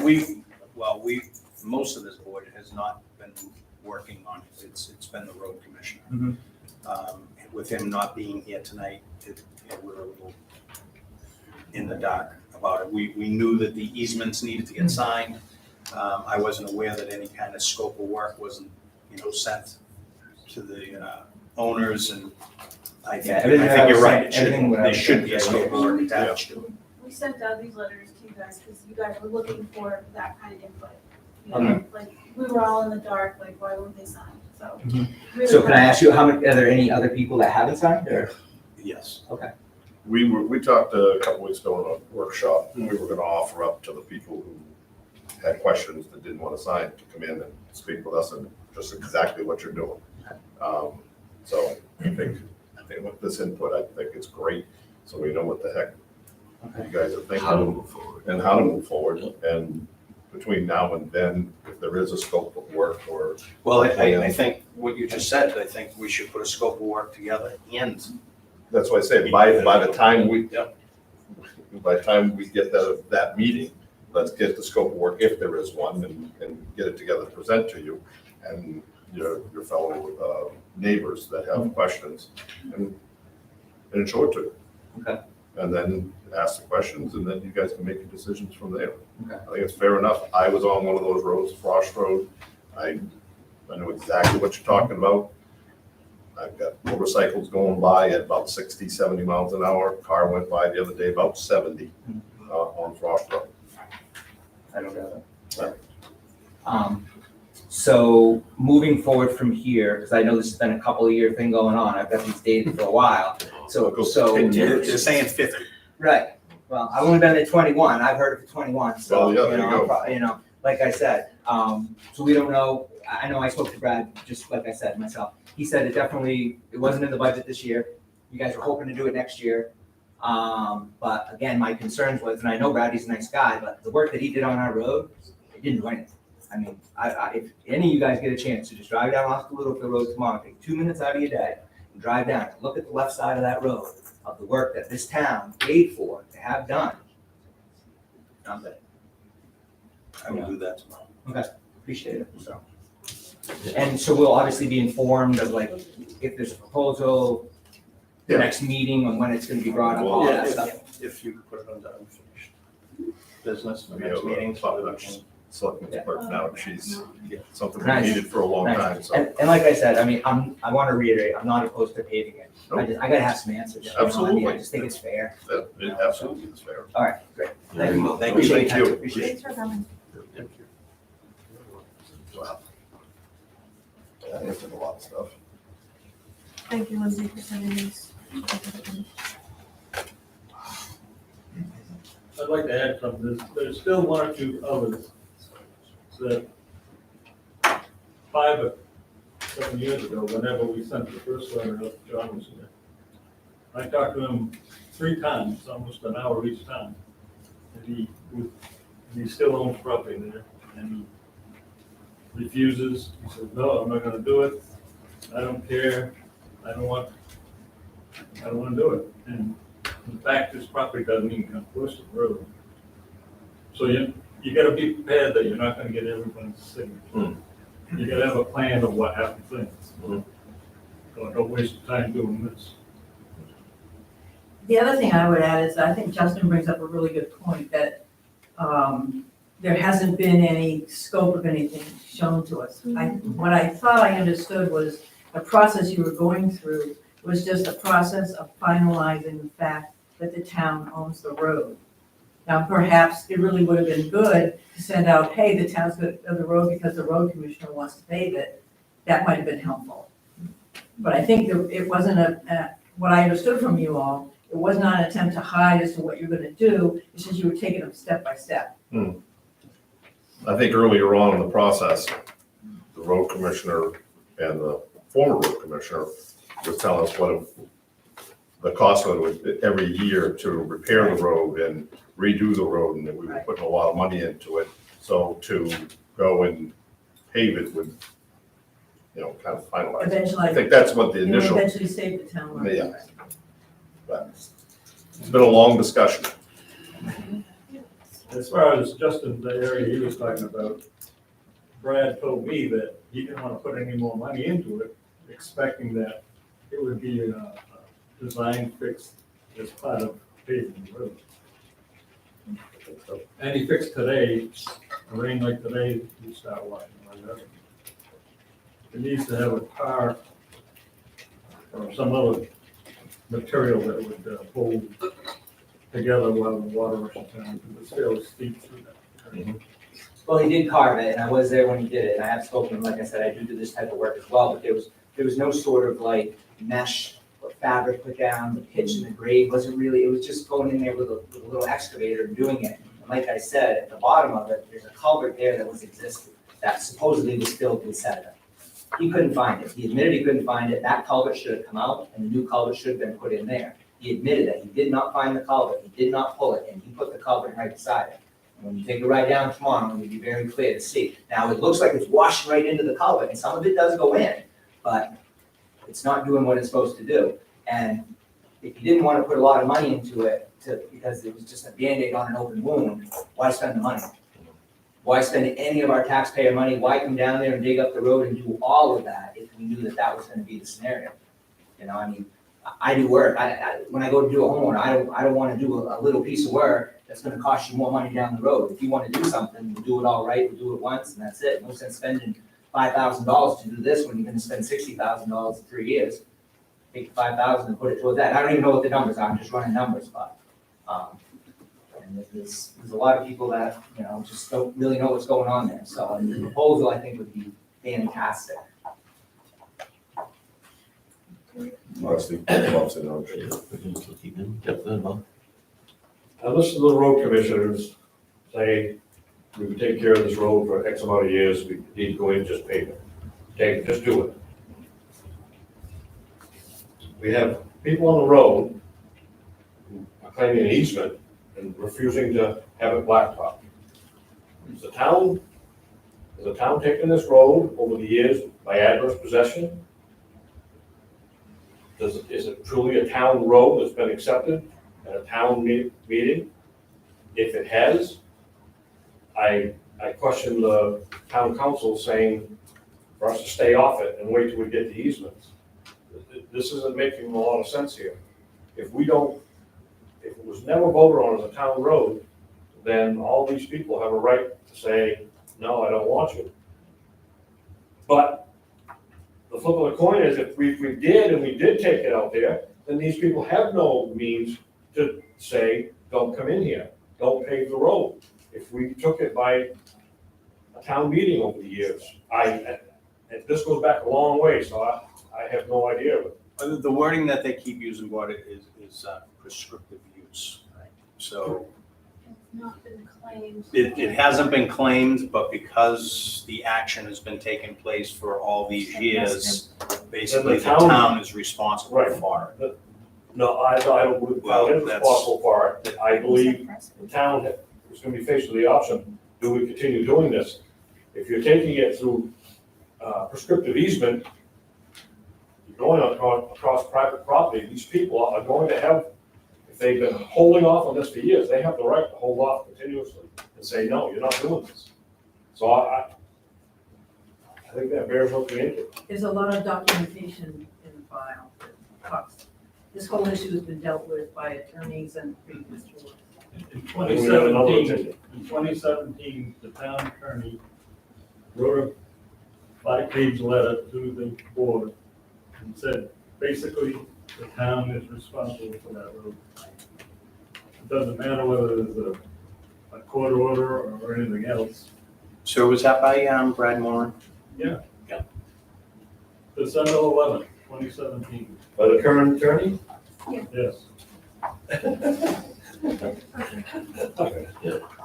Just ask one more question. So I've been there 21 years. People have been there for 30, 40, 50 years. The town has been maintained, that road has been maintained by the town since when? Do we have a date from the 50s, the 60s, the 70s?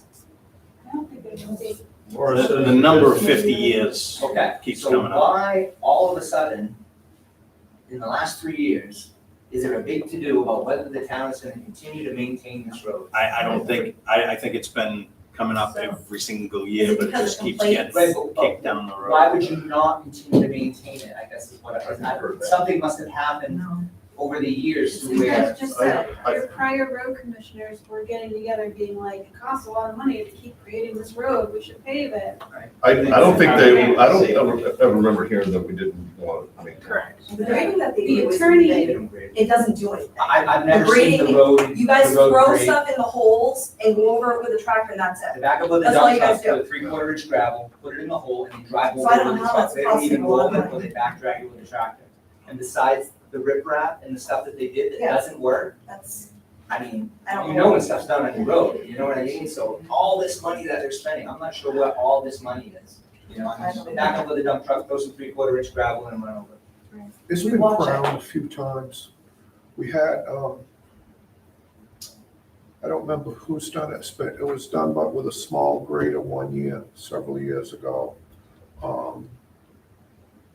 And we've set the crown a couple times. The issue is, a lot of it is the trucks we plow with, right? They're heavy. And the other issue is we use salt sand on a dirt road instead of regular sand. I mean, all the salt sand does is make your potholes worse. So, I mean, there's, I don't know, $5-6 grand a year, I think would build for maintenance of that. For our road. Yes, I Wow. believe so. I believe so. I'll tell you what, I'll maintain it for half that. Um, You can give me the contract. And as far as a heavy truck, they don't plow that with a heavy truck. No, they don't. An F-250 comes down and Yeah. plows that, which is We're smaller there than what this, year-round, which is so we smaller. I see use an F-350. They come down with the Wendell sand doesn't salt plow truck, that? which is heavier, but yeah. they do not drop a plow with that sand salt truck. Really? They back down and sand salt that road backwards. the That's whole way. something new. That But it's 250's a been smaller plowing for truck, 3 years. yes, that comes down now. So, The treasurer can give you the euphoria, all the maintenance, everything's been done on that road through it all. I have no complaints about the road. I have no complaints at all, except it's dusty and dirty because it doesn't rain. Other than bringing in dirt and dust to the house, I have no problem with the road. I think a lot of other people have problems with the road, which is why this is constantly being brought up. 21 years, I've been to 2 meetings, and the only reason I'm here is because I just want to know what's the end goal, that's all. But I appreciate your time. Yeah, Really. thank you. Thanks, guys. Thank you. You're welcome. So yeah, one more comment. The road as it lays, the first 3 property owners, the butters, are the only property owners where the road actually goes over their lots. Those 3 people have signed the easement. Beyond that, the road stays within the right of way, all the way to the impasse, Bishop Justin Center. So the easement is taken care of, as far as I'm concerned. The 3 people that had the road running over their property is in the easement. The others, it doesn't really do anything then. Because the road lays within the right of way. It doesn't get into their boundaries. You're right. Okay. You have all that? Yeah. All right, let's move on to item 5, C, Ordinance Review Committee, discuss review applications.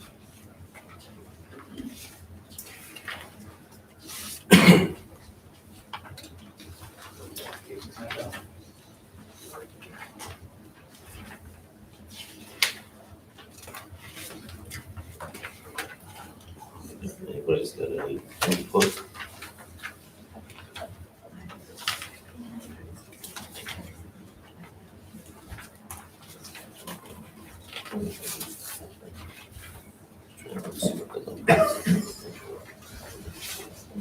Basically, we have.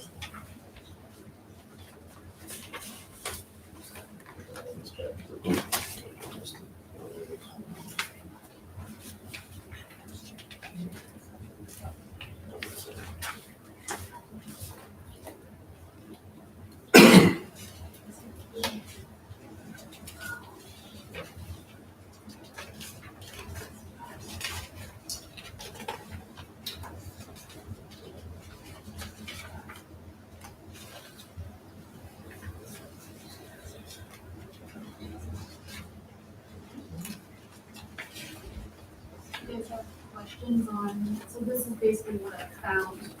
Yep. Yep. And then some minutes corresponding to it, to give a little insight into maybe what had happened, because we don't have any oaths or anything like that signed. So Lindsay, did you not find a application for Mike Rancourt? Because I see in these minutes that he asked about the status. Right, he's the only one I didn't find an application for, but it's stated in the minutes. Yeah, I was wondering that too. Yeah. I know I saw one from him because he Yeah. sent me an email home I thought was inappropriate. The only comment I have is, I think one spot should be saved for, Don might love this. Somebody on the planning board. And we'd also talked about looking at a diverse group of geographical area, not just one area, to mix it up. I'd love to see somebody from out like the Eds Grove way that's in the no man's land alignment represented on this board, in this committee, along with the Huff Road. Oh my gosh, I mean, I hear so much stuff about the Huff Road. Well, let's get somebody on it. I live on it. I hear nothing about Have you it. put this out But on the that's okay. website looking for?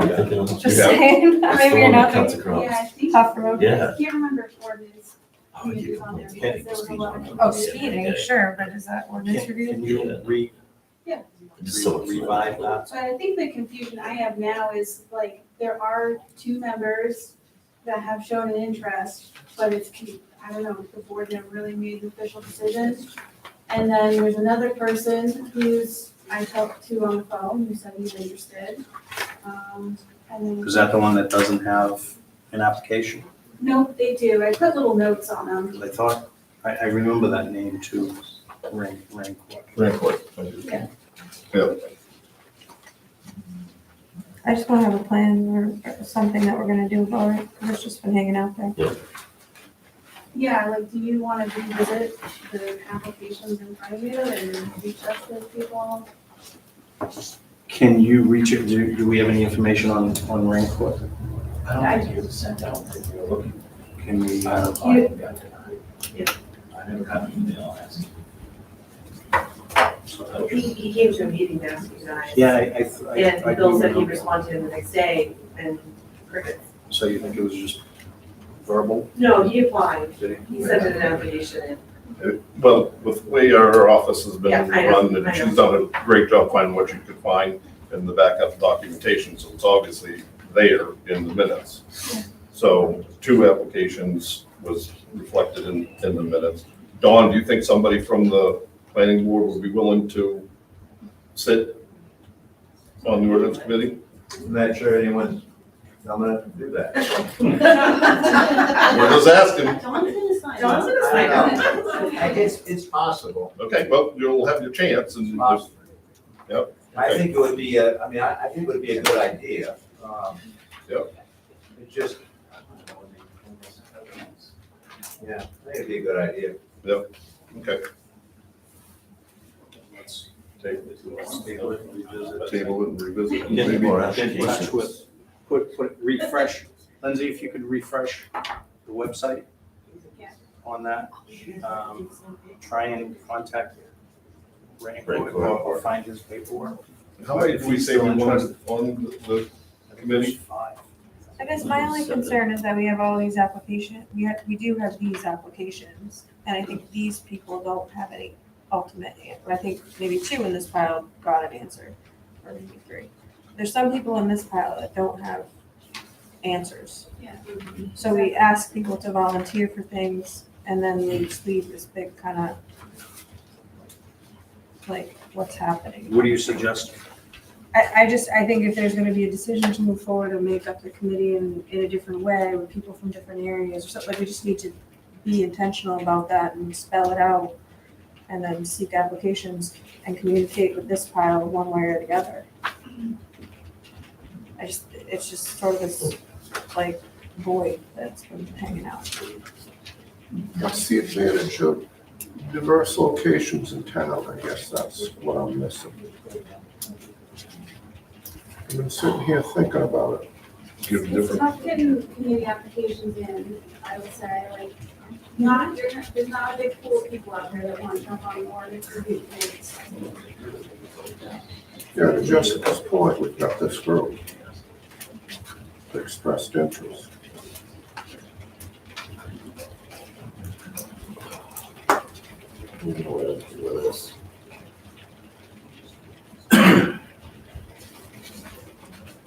I think I'd like to see more applications myself personally.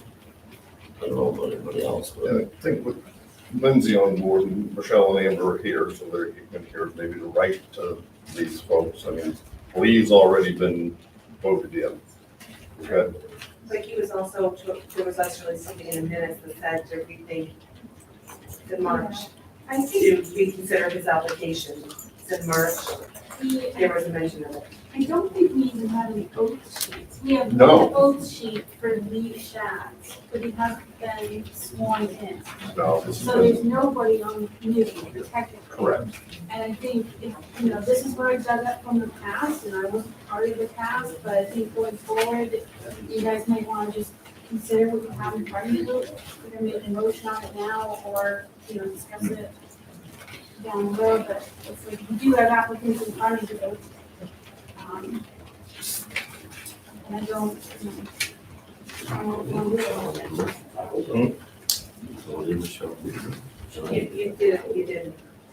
No, we haven't. You did, but you didn't. no. Yeah, there was, Yeah, I couldn't find like official motions that the board made, there were no oath sheets that were signed, so there's really nothing official. I think if we're gonna do anything, and just do something. I think we table it for now for our next meeting. We put it back out there. It's more than a year. I don't, I understand your frustration, believe me. I don't see any smoke and fire. There's no emergency to make this happen. The planning board is doing exactly what I suggested, what they said that they weren't gonna do. They've been doing appointments But our review, charter says. which I believe they should, but at the charter, we worked hard on that. So as far as I'm concerned, we wait until the charter goes through, sit it down, and we move it forward the way we planned. But our charter now calls for an ORC. Yes, I agree. I'm only talking about next meeting. I'm not pushing until after November.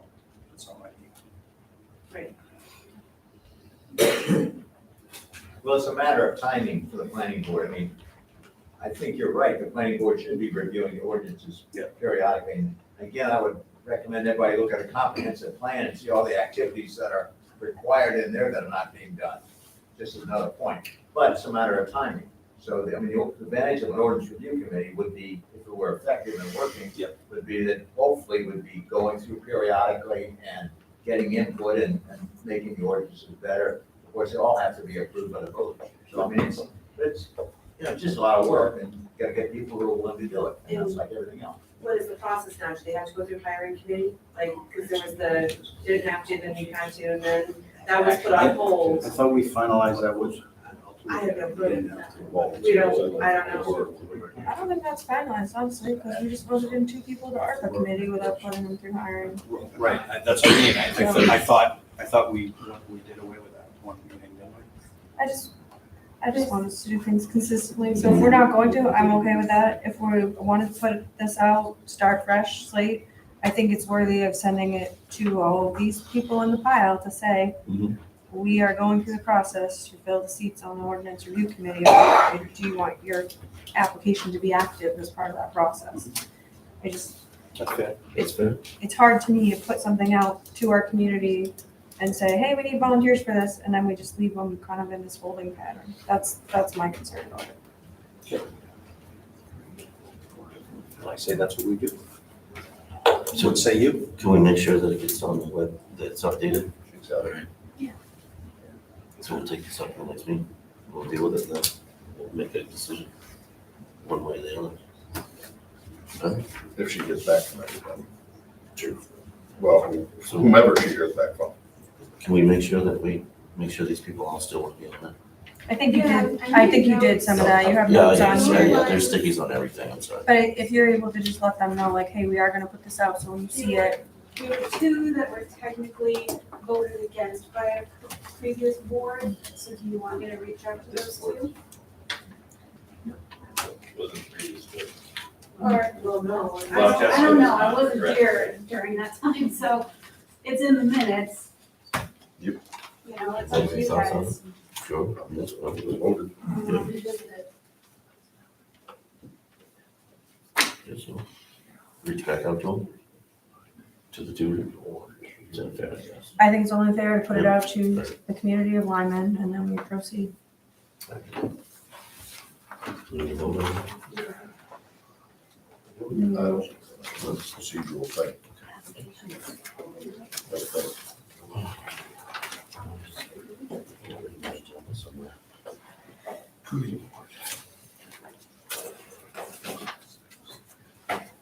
Do you want us to help you with everyone?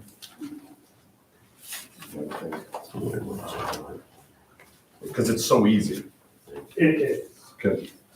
Can I make a motion that it isn't on the agenda, but it's under department and committee reports? We need a signature on a document for ambulance and emergency medical service billing. It was passed by the fire commission, and we need signatures from the board. That's why Matt's been sitting here, I second that motion. All favors? All right, here we go. so. We'll get it going for you, because there's stuff here that's gonna take a while. Can I ask a question? Okay. When were the notices sent out for that ordinance review application that you have up there? They're all the same ones, Brian, from Those are the before. same ones? There's nothing new that's been sent out. That's why I just said, let's send something new out. To everybody. These are all the old outstanding ones.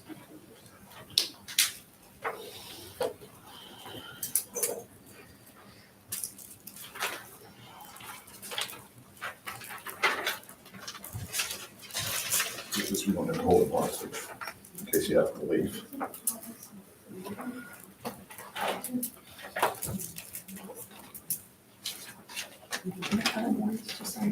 Yeah.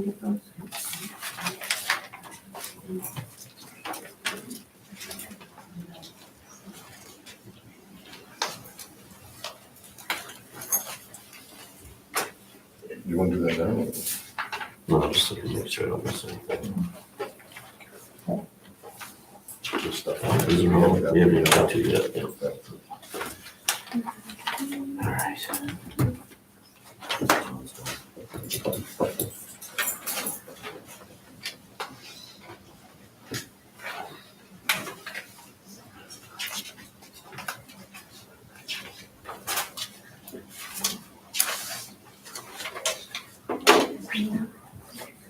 There you go, chief. Like, oh, do you want to go home?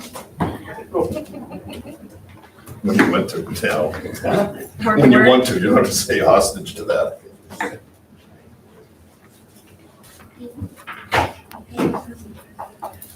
Town property. All right, town properties. Item number 5, letter E. D, sorry. Can I make a motion, admittedly, this is my first time seeing the map and this document. Can I make a motion that we table this until next time so that we have time to digest it since we have so much other stuff on this agenda? I really think we need a field trip too, Oh. before any, I think we should do just get out there, have, It's have only just the way you recess. said it, sorry. Yeah, and some Lunchables, see where this land is. So that's my motion. That's a good motion, I'll second. All good. Great job. Thank It you. was incredible. Yes, thank Yeah. you. Answer the Don't question. lose us. You're- Don't lose it. Yeah. Here, don't lose it. I just put them at home, so don't have a Oh, jeez. I assume it's everything in red. Okay, we can do better than that.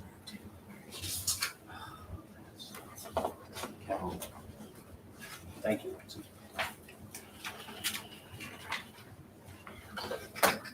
What's next? She's off. Moving on to E, personnel policy, budget ends 2023. So this was on there last time. It's only a workshop.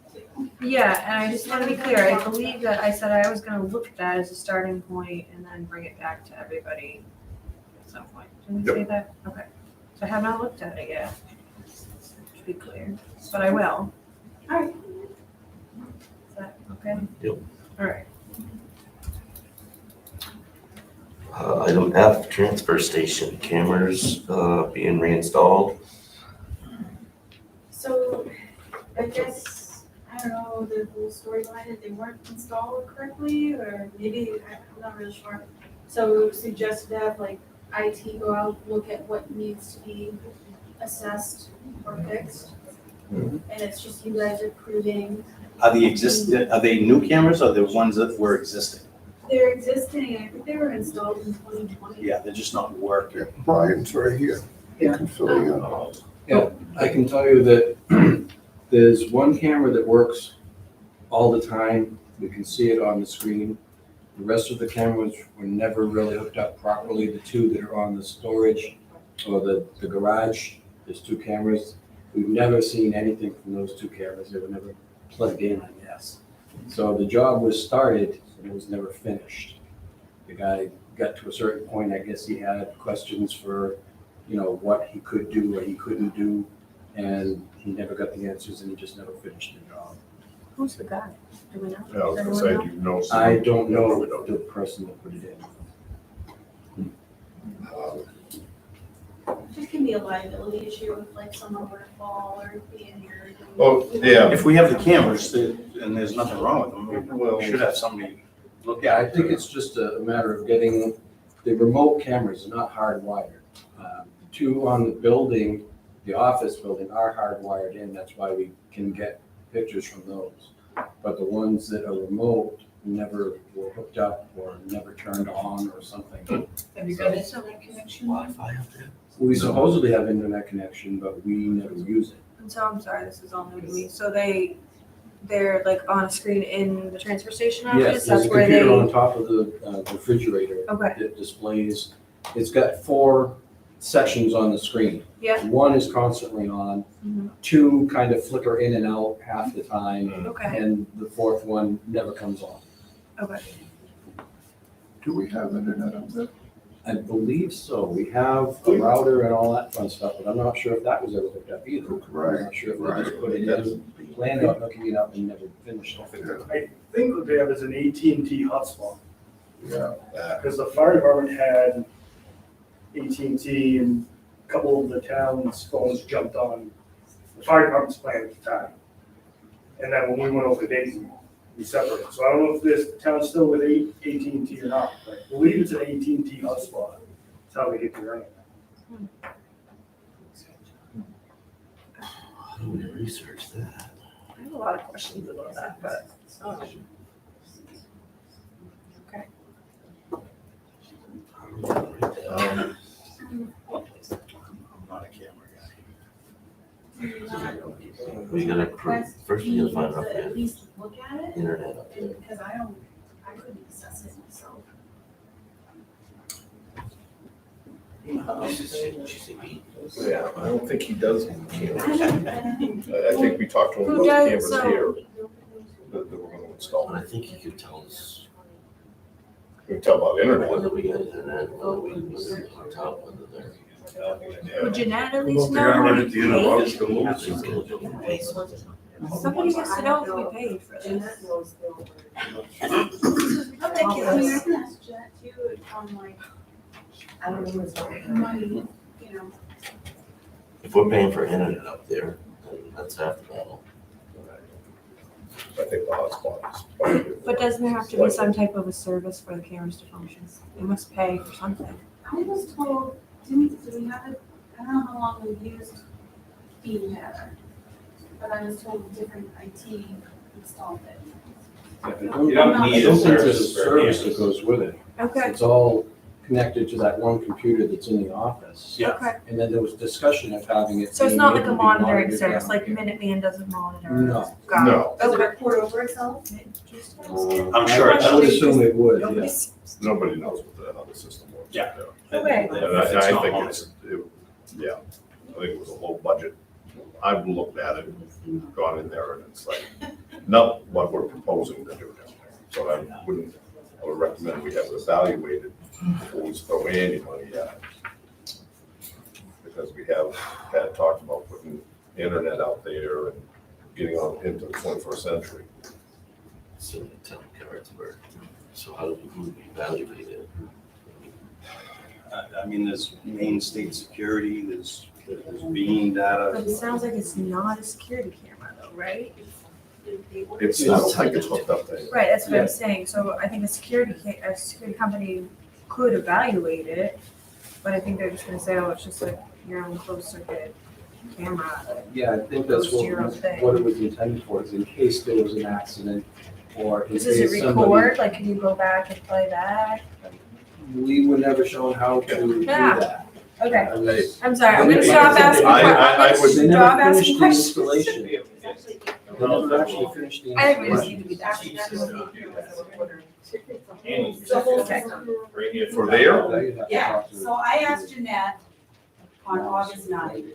She said the transfer station cameras were purchased on 2/4/20. It is a Warrants system with 8 cameras, and you paid $969.99. That's, Per camera? For the whole system, the whole system. that yeah, isn't that the whole system budget. that's out there. That's what she says is out there. So that's not what's out That's, there? I can't imagine, but I can tell you. Sounds why like we don't need to I, get why don't I some- take that? Let me take that, please. How do we use?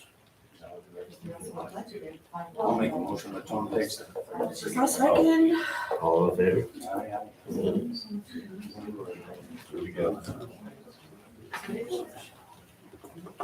Hey, we already did G. Because if we're not, if anybody's thinking it's recording and nobody's dealing with a computer out there or anything, It's a meaningless system right now. it is. I mean, maybe some people are going through and they're seeing the cameras and they're saying, okay, well, I can't screw around too much. Well- You know, it's more of a deterrent than anything else right now. It doesn't Yep. actually do anything as far as weapons are. Okay, you got wood chipper. We already went through that, H, agenda format. So, to answer the book chipper question, we're gonna do that. Well, I guess we need to talk to, and I'll piggyback on this. What's the process on putting that out to bid to sell? I think we should actually look at the wood chipper first. Well, I'd like to see it. Okay, but you can do that. Because it may be worthy of the town owning a wood chipper, put it up there and. From how I understand it, it was, maybe I'm wrong, holy cow, I don't speak of it, it was undersized. That's what I was told. They thought that it was gonna do what they did, but they needed it to do it, it didn't do it, it couldn't keep up. So it's kind of useless to them. It's probably a Home Depot as opposed to what you did. That's how I understood. Look at it, Why? but could you please look at that and also for the furniture up at the transfer station? So it's kind of like the same thing, if we had to get rid of a town asset. Thanks. I thought they showed us a picture of it too. They did at one point in time. They sent us. Probably, they're pretty, Yeah. they're pretty thorough.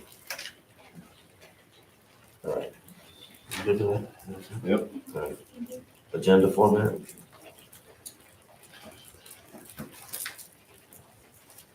We haven't come up with any. My personal, I'll throw it up there, I'll take it. I think that the public hearings, public input should still be public input, no comment, public input. If you want interaction, you need to send us, you need to ask to be put on the agenda. You need to send us information of what you're gonna discuss so that we can educate ourselves and give a educated answer back to you. Anybody's thoughts on that? I mean, that's fair. I mean, I think that's, I mean, if you want, we're still, the public input's there. You still get your 5 minutes, you can go ahead.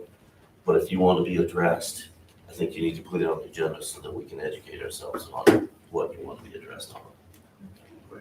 That's my thoughts out there. You guys, No, I and agree with that. I think we need to throw a deadline. I think you need to be, because of agenda needs to be out by Friday. It needs to be like end of the day Thursday, okay? So end of the day Thursday, you gotta have that you want to be on the agenda, it's gotta be approved, you gotta have your information provided by end of the day Thursday to be on the agenda for the next week. We gonna go on that? Yep. All right, just motion, I can't do it. What happens if you don't get on the agenda? You can still speak in public. Yeah, you can still speak in public, just. you won't No, I'm get- saying we're doing it right you now. email the board to get on the agenda, and you don't get on the agenda. What's the timeline that the citizen should have to wait? Well, the next board meeting. right? Yeah, it would be really a crazy circumstance, Brian, I think if you didn't get on the next agenda. We may have a packed agenda, we may like, can you push it to the next week? So we're not, so it's reasonable. So it's not like this? Yeah, that's my thought on it. Anybody else? Some things might not be appropriate to be on the agenda. You gotta make the decision. That's why it has to be approved, I think. That has So to be approved. run it by the chair, say, hey, this is what they're requesting, right? Yeah, I think so. Yeah, And I'll- and Everybody talk else. to the committee. Yep. You take questions on the show. Yeah, it's Wednesday, Thursday, enough time for you guys to really review anything for Friday, Monday? Yeah, I mean, She agendas. sent it to us electronically. Oh, okay. Yeah, Okay. exactly. But That's I didn't why, want to pressure you guys. that's why we wanted it by Thursday, so that she could send it out with the packet on Friday, so that we can sit down over the weekend. It was 80+ pages this week. It was Is good. it, It was good sometimes read. it's things, because I'm compiling an agenda over the course, from this meeting to the next meeting. Is it helpful that I send you stuff kind of like as it comes in?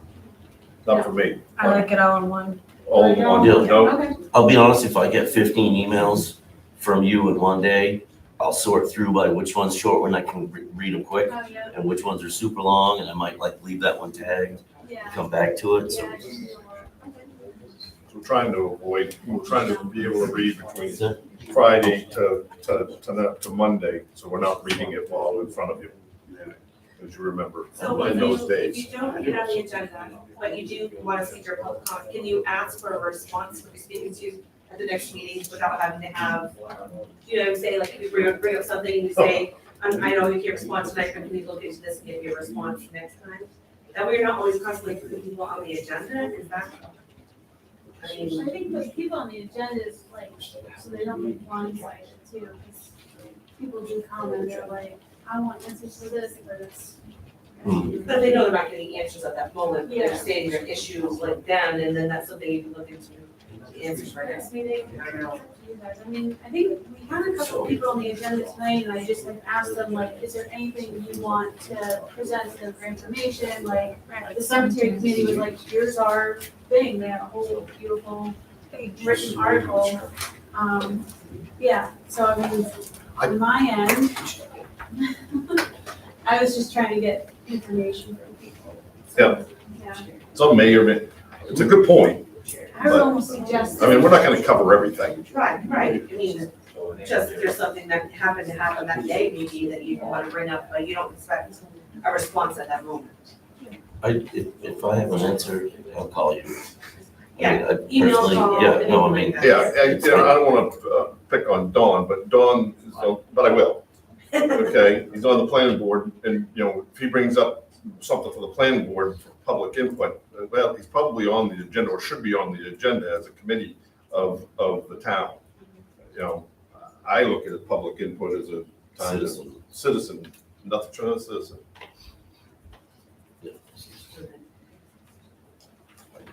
You got another one back. What? Can you pick that gavel up and look at me? I'm looking at all, no. Okay. I'm laughing about it. I know, I've been, We were just discussing the format. In regards to people hijacking the meetings. yes, We work under a prepared agenda, and a couple meetings ago, it happened here. The agenda wasn't strictly adhered to. Somebody got up with a rant and then just walked out of town hall without the board being able to address them. That needs to stop. I'm all in favor of this.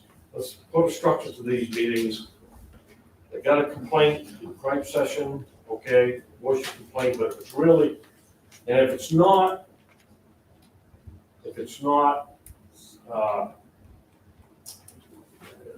as John brought up, it might not be appropriate to be on the agenda. Well, if it's not appropriate to be on the agenda, it's not appropriate to be brought up in a complaint section either.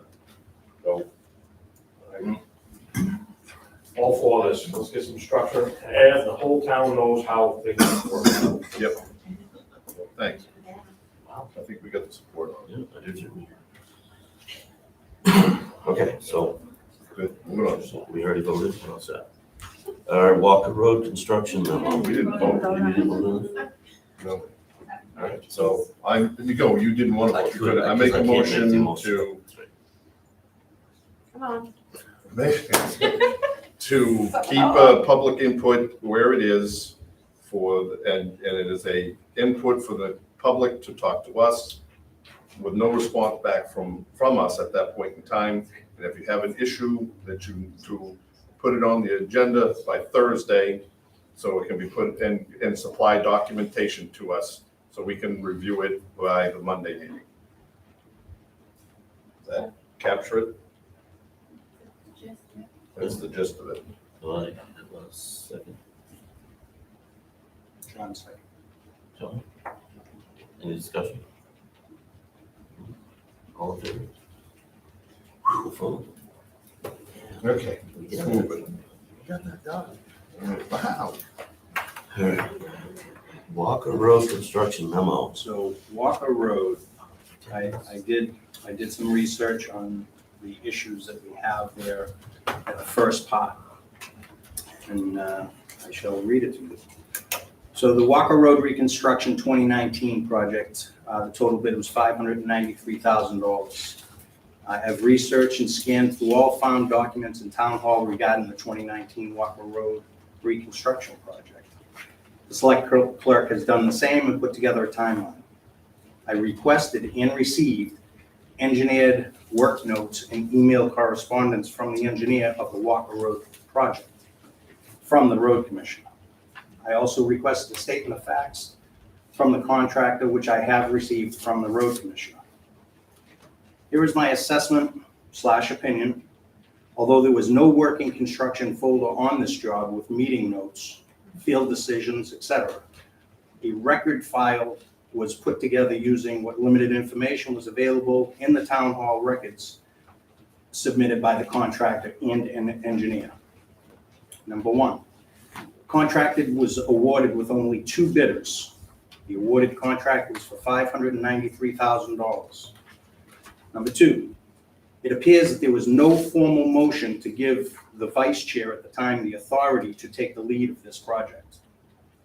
Number 3, according to the Selectmen meeting minutes and memo from Haley Wood Engineering, the chair and vice chair were both given direction to the contractor.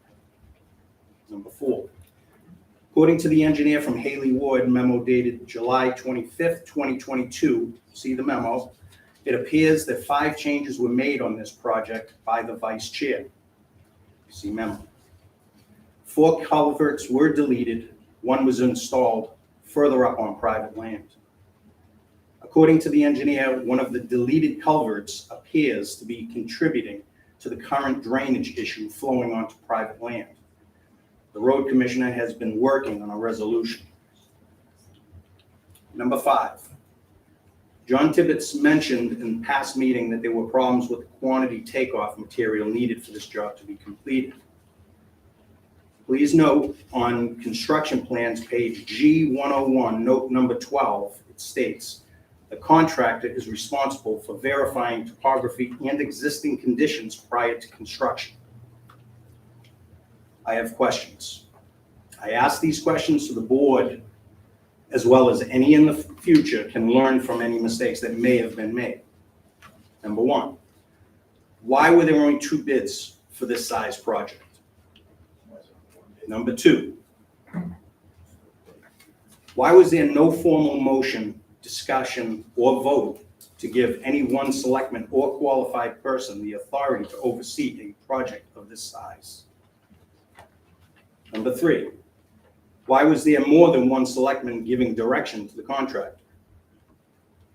Number 4, why was scope of work changed, added, or deleted without documentation, proper motion, discussion, or vote? Number 5, why would the select chair get involved with materials needed for a project when he had to sign off on plans as submitted by a hired engineer? And the document clearly states to verify the existing condition. Number 6, were there any changes to the price when the work was deleted? Number 7, were there any credits issued? Number 8, was there any documented agreement that swapped any change order costs for deleted culverts? Number 9, why was the town working on private property? I have recommendations for discussion for the board. Number 1, any job in the future, especially of this magnitude, should have 3 qualified bidders. If 3 cannot be achieved, a qualified road commissioner should be able to take part in the bid process. He or she should be able to bid on all jobs. If 3 bids are submitted besides his or hers, the road commissioner's bid should be thrown out and not opened. Number 2, jobs of this size should have a qualified engineer of record to oversee construction and follow up on inspection reports. The road commissioner should be the liaison between the contractor, engineer, and select board. The road commissioner should make daily logs for his report to the board and present it at every select board meeting. Number 3, the practice of more than one person, or in this case, more than one selectman, giving direction to anyone, including the road commissioner, engineer, or contractor, should be stopped without a formal motion, discussion, and vote. Number 4, no changes should be made to a project once the scope of work has been agreed upon without the proper documentation, motion, discussion, and vote. Number 5, the road commissioner and I walked this site and he proposed a solution to the drainage issue. The engineer also met with the road commissioner. He has made 3 recommendations for the repair. See memo dated July 25th, 2022 by Haley Ward Engineering. I believe the first option is what the road commissioner and I talked about. I do not see it being the most expensive, but the engineer does. I feel the board should ask the road commissioner which option would be the easiest to achieve. The board should ask if there could be any savings on this option number 1. And we should discuss to have the road commissioner repair and take out funds of the road or maintenance budget. I defer to the rest of the board for a motion and a vote for the final scope of work, the expense for this repair, the contractor or road commissioner to perform the work, and lastly, where are the funds coming from? I have a conclusion, and I believe if the contractor was allowed to follow the engineered plans, it was not asked to make undocumented changes by town officials, The town would not have to repair the drainage on this road, and the taxpayer would not be burdened with the additional cost estimated at approximately $15,000 to $23,000. I submit that the aforementioned 5 bullet items are meant to ensure proper procedures put in place so that this type, in my opinion, potential mismanagement of the town project does not happen again. Respectfully submitted.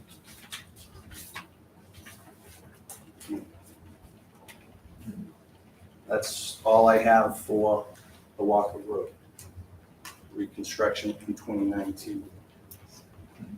But I do have, if we can move on, unless anybody has any questions. I just have a comment. I think it's tonight talking about what we just did with Oscar Littlefield, and they're asking for plans, and that, it falls right into that. You know, where's your plan? Well, I think the big thing was, there was nothing in the files.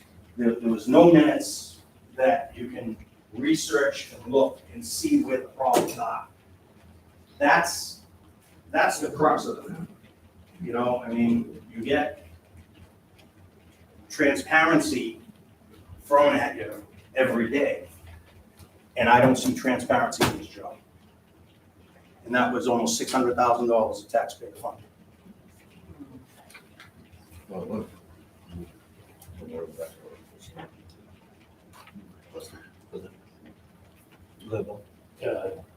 Dave, in your memo, you posed some questions out there, in regards to the fund on the road. Yeah. Were those questions answered? Because you didn't answer them, you just threw the question out there. Well, I mean, Was money taken off the bid? I could not find it. I could not find. So you have answers to those questions. This was talked about in the last meeting by the road commissioner. I'm sorry? Wasn't this talked about the last meeting with the road commissioner? Not this particular one, no. The culverts? The culverts were. Move the culvert down? That's not the crux of the matter here. The crux is there was no motion, no vote to do anything. What happened was work was done with taxpayer money to take care of extras on a job when it should have been documented. And it wasn't. Nobody has the right to do that on this board. Where was the road commissioner? He recused himself from the job. Isn't that his job? He was asked to leave, is what he said a couple of meetings ago. Who asked him to leave? I don't know the answer to that question. You can ask He stood Morris. up here and said, I was asked to leave, by individuals, I don't, He's asked to leave. So, in an effort to move forward, I think you outlined a starting draft of a process, Yeah. right? For pricing, Yeah. for process, for product files, for authorizations. Yeah. And you have that somehow sort of spelled out as Yeah. a document? Yeah. So maybe that's something for review Mhm. and actually implementing a written policy about it. Yeah. That's probably what you were trying to get to. Sort of, but I wanted to obviously include the board. Yeah. I wanted to. Yeah, no, I didn't expect you were just gonna go on your own. But that's, that's what I come up with. It's unfortunate, but personally, I don't think the contractor did anything wrong. He was directed, he did what he was told to do. So I don't think he bears any responsibility. And whether or not it was proper to move or delete culverts, that's, the point is that now the one is deleted and the engineering firm is identifying that is what is contributing to the problem that we have now, flooding personal property. So it needs to be fixed.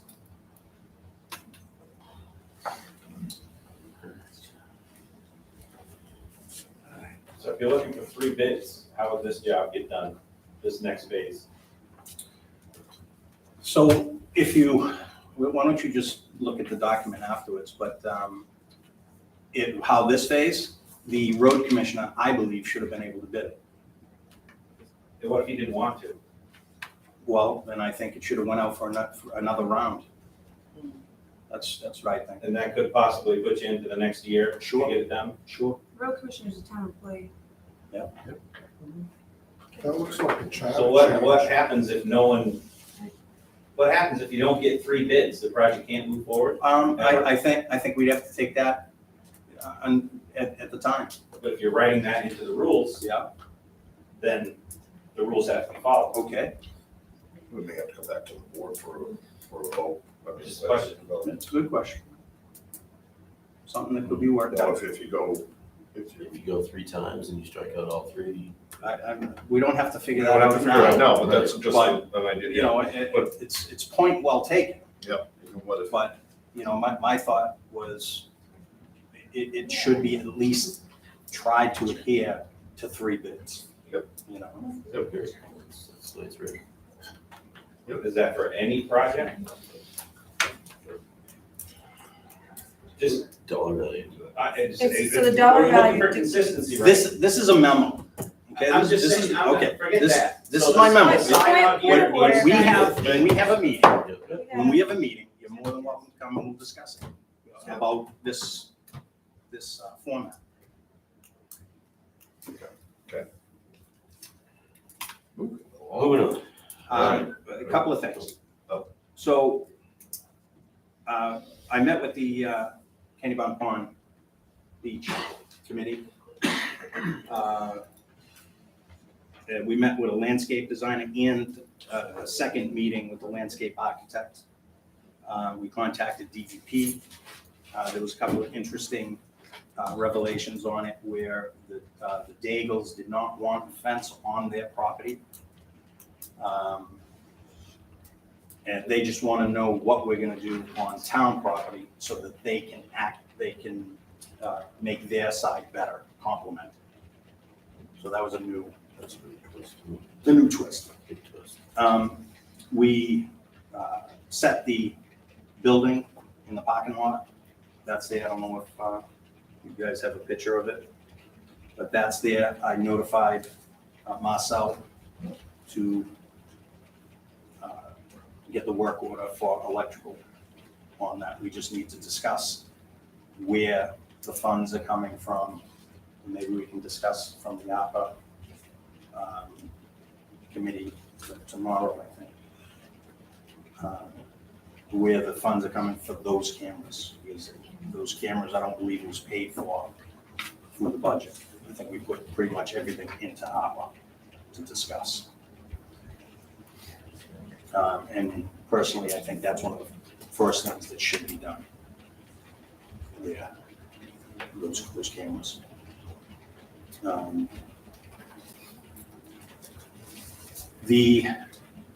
We put up a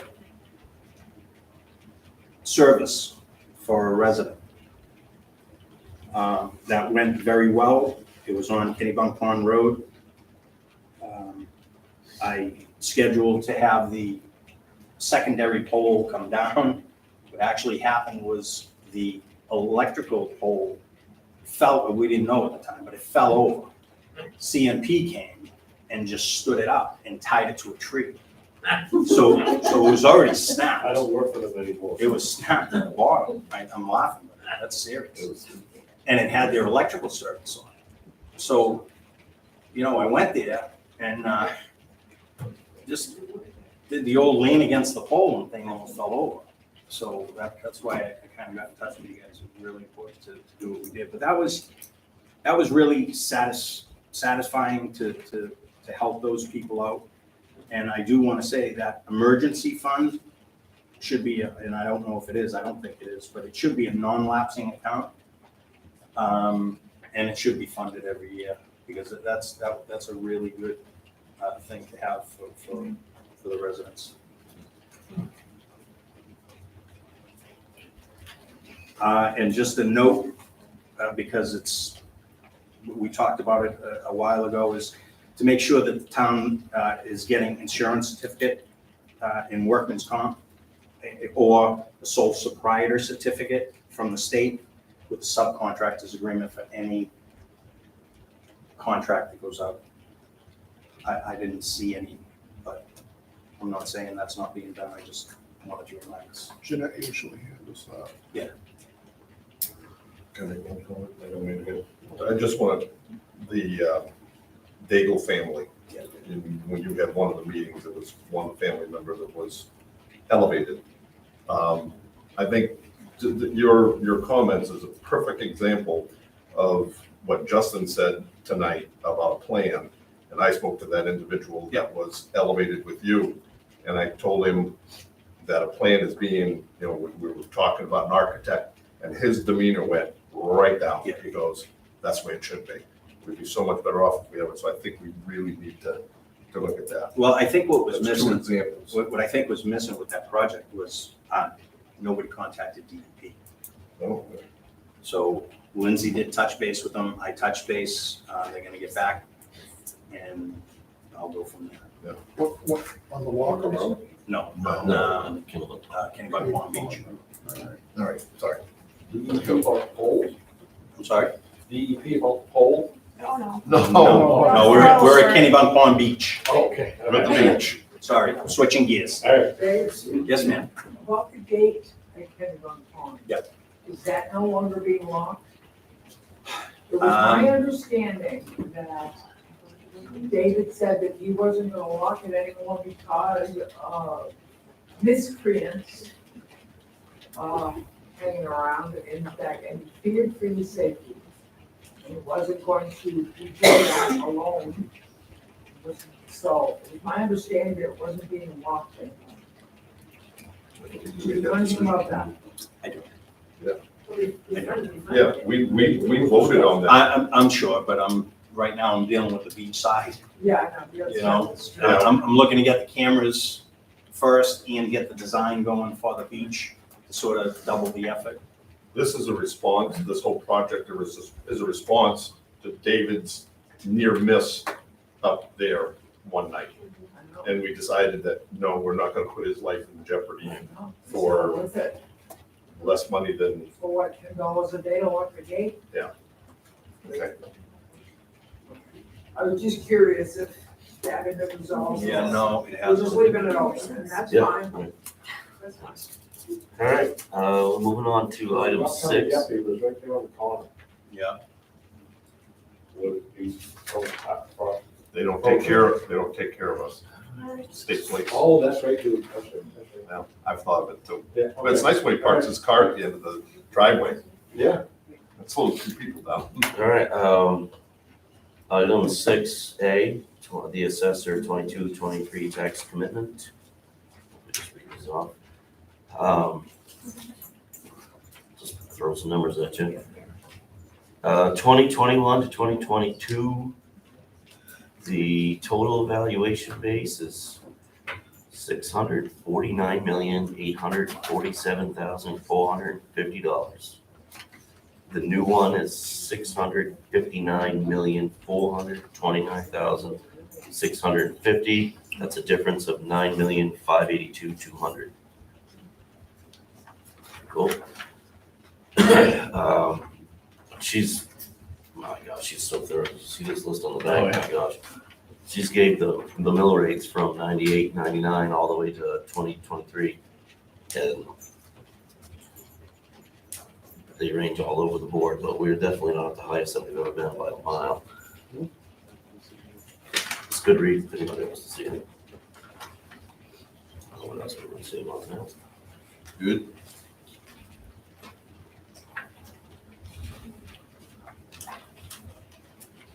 The next is planning board notice of decision for site plan review. Caleb Johnson and Shannon Richards.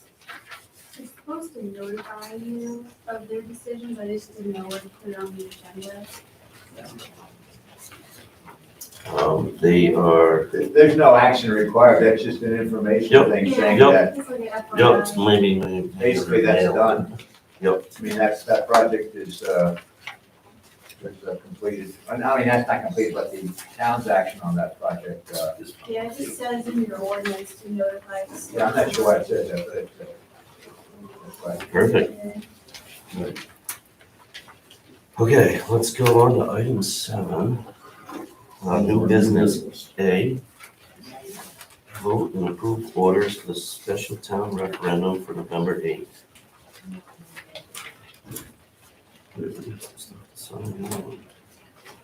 Yep. Yep.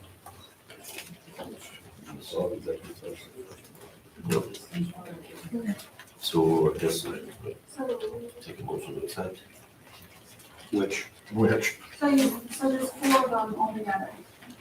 One is to hold the meeting, and then there's 3 articles. One's for the charter, and then 2 separate articles for the planning board. So you're basically giving the clerk an order to put these questions on the ballot.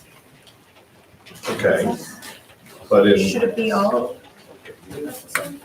excuse me, Are there any No, it others? should be one This at is a it? time. should we, You, technically, I think you could do it either or, but, probably better to do one at a time, one question. I guess my question is that we have kind of waiting for an ordinance review committee, which we obviously discussed that tonight. And we discussed that you guys are been doing it. I had some questions on, one of the orders. So I don't know, have we approved these ordinances? Well, if we take one at a time, can we take the first one? Well, first, I have my question answered first. Well- Before we go to put it on a ballot, have we approved the, You could approve one and not approve the other, these are questions that the board decides to put on the warrant. And so my question is this it? Yeah. We're not adding anything else? Not to my knowledge, what do you mean? there's no budget items going on there. No Oh, one, on the ballot. unless you guys, Right. like, for example, earlier you Yeah, talked we about the talked about it. cemetery committee and 20K a year, like, we could put that question on there, but I gotta talk to Jeanette on. And that's sort of what I'm saying is, Right. if we do this tonight, can we still do that after? You should be able to, because you're Or is it all- supposed, so we have We until just have a September 9th. Okay, that's all I wanted to make sure was that we weren't excluding what we already talked about. I do it. Okay. So on September 6th, we might have another question, or, if you guys decide, oh, we want to put this article on there, then it would be Article 5. Okay. Or whatever. That's all, I just wanted to make sure we weren't, like, ceasing any additional. You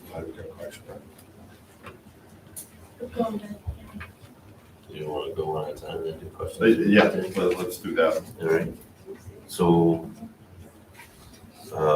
number 1, that it be and hereby ordered that a special town referendum of the town of Lyman be held on November 8th, 2022, and that an attested copy of this order be placed on file with the town clerk of the town of Lyman.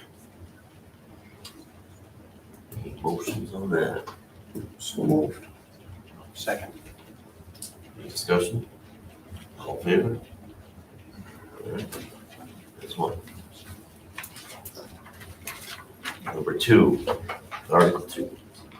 That it be and is hereby ordered that the question set forth below be placed on a ballot of the special town referendum of the town of Lyman to be held on November 8th, 2022, and that an attested copy of this order be placed on file with the town clerk of the town of Lyman.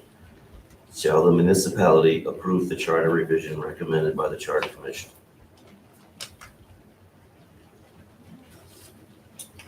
As liaison, I recommend voting yes. Is that a motion? I may not be proper for me to. I feel we're making a motion too. Oh, gee, we got 2 of you on here. I Sorry. make a motion to accept this. I'll second. All right. All in favor? You guys totally? That's passed. I'm sorry. I was gonna say it would pass without us, but it's just to get the question out to people, so that's okay. To abstain? I didn't need to, it's okay. I got there. Thanks. This one. That's what I mean. Okay, Article 3, shall an amendment to the Town of Lyman zoning ordinance, Article 6, Section 6.3, principal building and uses be enacted as follows. In the residential district, one principal building, and they're crossing out, or one principal use, one accessory building or use is allowed, crossing that out per lot. Meeting, that makes sense, holy cow. It makes sense if you read it. Without the crossed out words. Yeah, it makes sense. They're cleaning it up, they're just going up to center lot coverage. It makes it less restrictive. Yes. For the for the accessory buildings, for all three zones. Both of these were in front of us several months ago. Yes.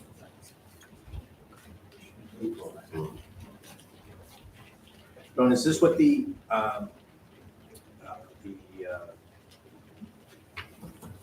meeting was, Okay. it's time. Almost Public time to adjourn. hearing. Public hearing. This, Was Sorry, go ahead. was these talked about at the public hearing? We had I know one of them was. Both of them were talked about in July, along with several other articles that the planning board was considering proposing. And there was significant pushback on one regarding Puff Road and also on medical marijuana, changing some of the rules. There were some technical questions. So it didn't look like there was enough time to, especially with Huff Road, and well, with both of them, couldn't really get enough. These two, the accessory building one was pretty clean, and not much comment on that. And the one on the next one on contract zoning, which you're going to get to, there was some discussion on that, and the planning board voted to change the wording slightly. And when you get to that point, I can tell you what wording was changed. But that's to put contract zoning so that it has to, you can only do it for unauthorized use in some zone. As the wording is right now with contract zoning, there's 4 words in there, and it shouldn't be in there, in my opinion, but not limited to. So that allows you to do basically anything with contract zoning. In other words, you say, well, what's wrong with that? Well, the problem with that is that you could take some use that was not allowed anywhere in town, in any zone, and you could allow that under a contract. And I don't think that's the correct thing. The planning board didn't think that was correct, and that's why we're pushing to change that, the wording in particular. They also cleaned up, we took out the wording that said, talked about land being unusual, unusual in unusual nature or location. And you can define unusual, it's defined in the dictionary, but it's a wishy-washy condition, or, I mean, not condition, it's very subjective. A weasel word. I use weasel words a lot, but I'm just saying that in this case, it's, you know, unusual. What's unusual? Something unusual to you is not unusual to me. We had a hard time with that. Was that at the public hearing also? That was, yes, that was conducted. We also are gonna do another public hearing, but And to be clear, us putting these on gets it to another public hearing, right? And then on the ballot in front of people, so. may I also state that the planning board is going to have another public hearing September 21st on these amendments. Perfect. And they have to be noticed noticing them in the Portland Press. Anybody reads that or not. Some people subscribe to it, a few of us do, but not many. But anyway, it's required to do that. So do I have a motion for Article 3? I make a motion that we accept Article 3 as presented. Yeah, I'd second that. Any discussion? No? All in favor? Okay. Moving on. Article 4, contract zoning. Shall an amendment to the Town of Lyman zoning ordinance, Article 1, Section 1.8.3, contract zoning, be enacted as follows. Like Don said, we've basically crossed out, but not limited to, and is land with an unusual nature or location. I Obviously, I have a couple of things on this. Number one is the land with unusual nature or location. That was almost a gimme either way.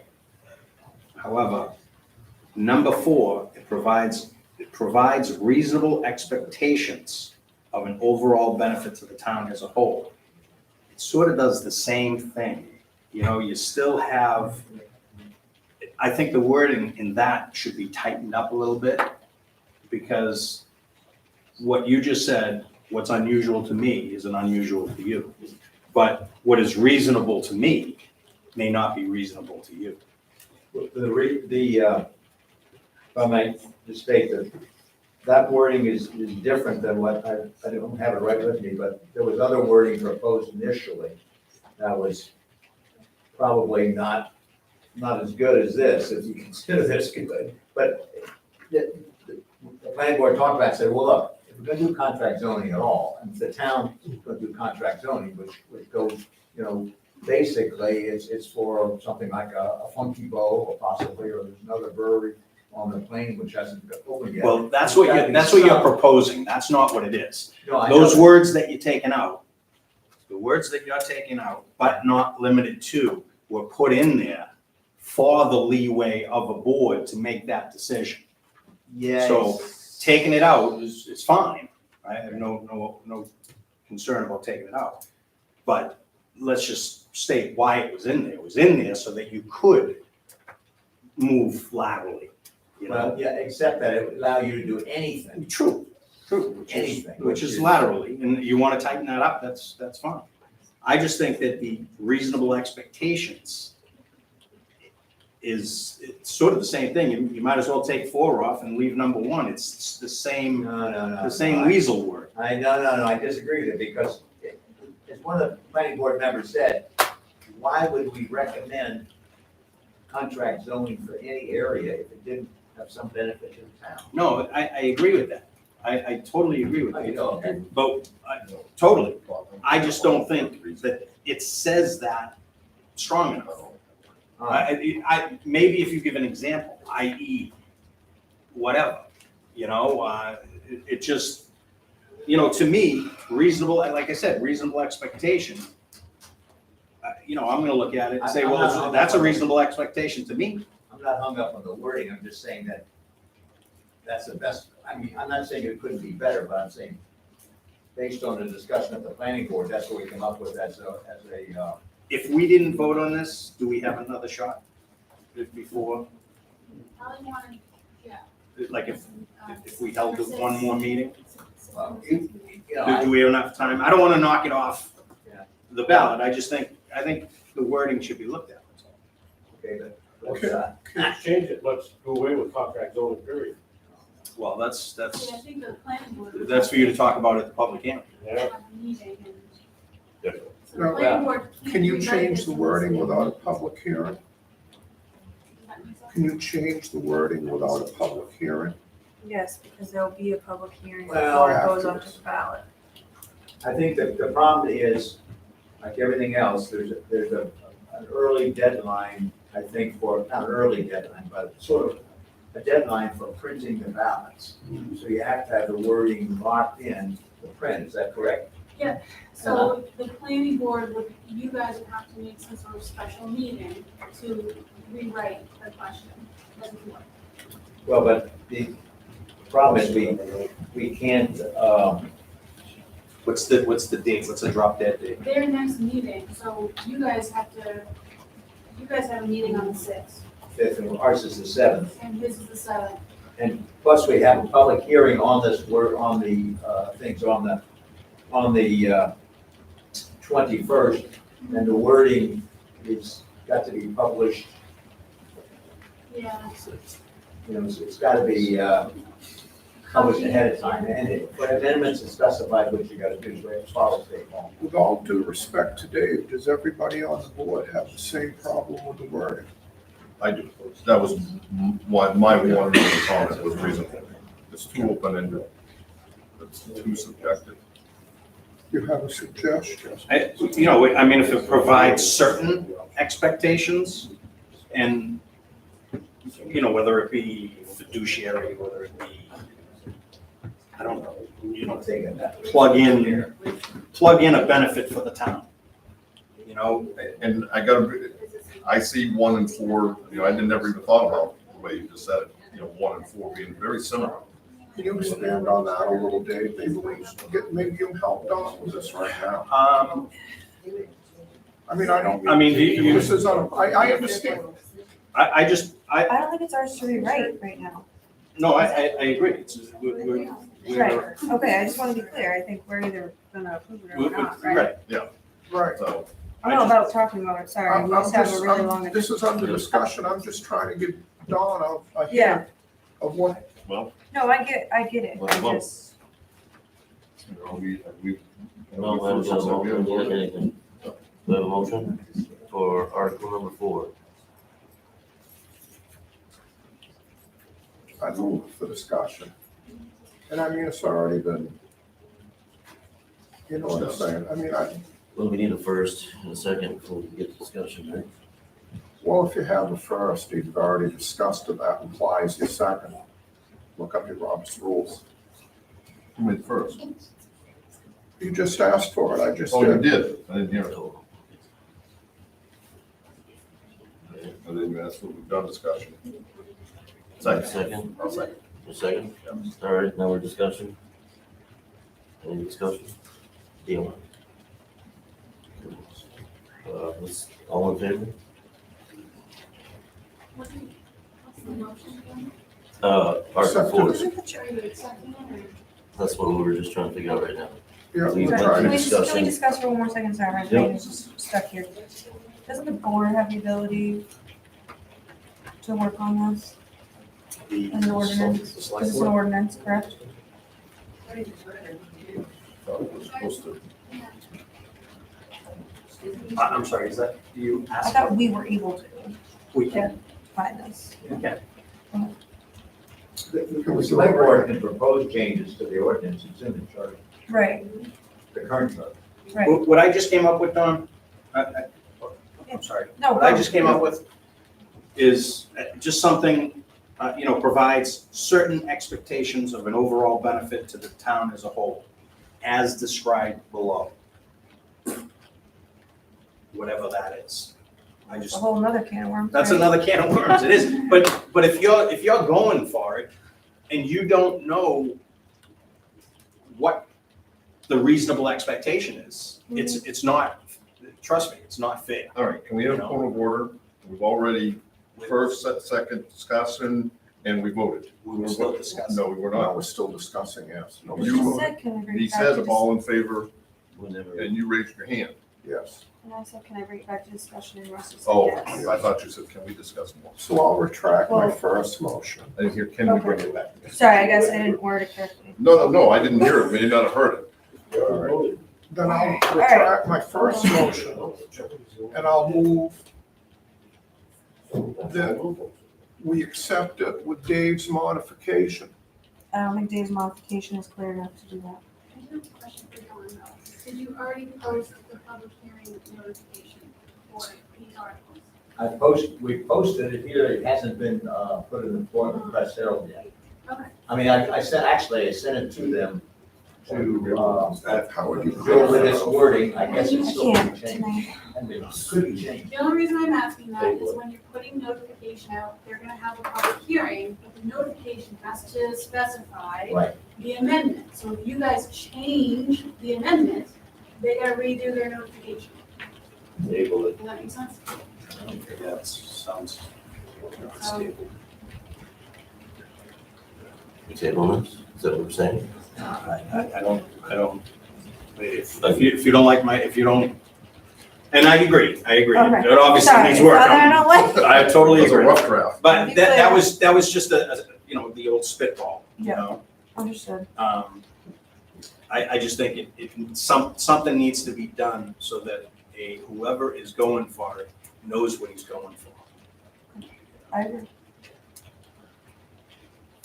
How do we move forward after this? So,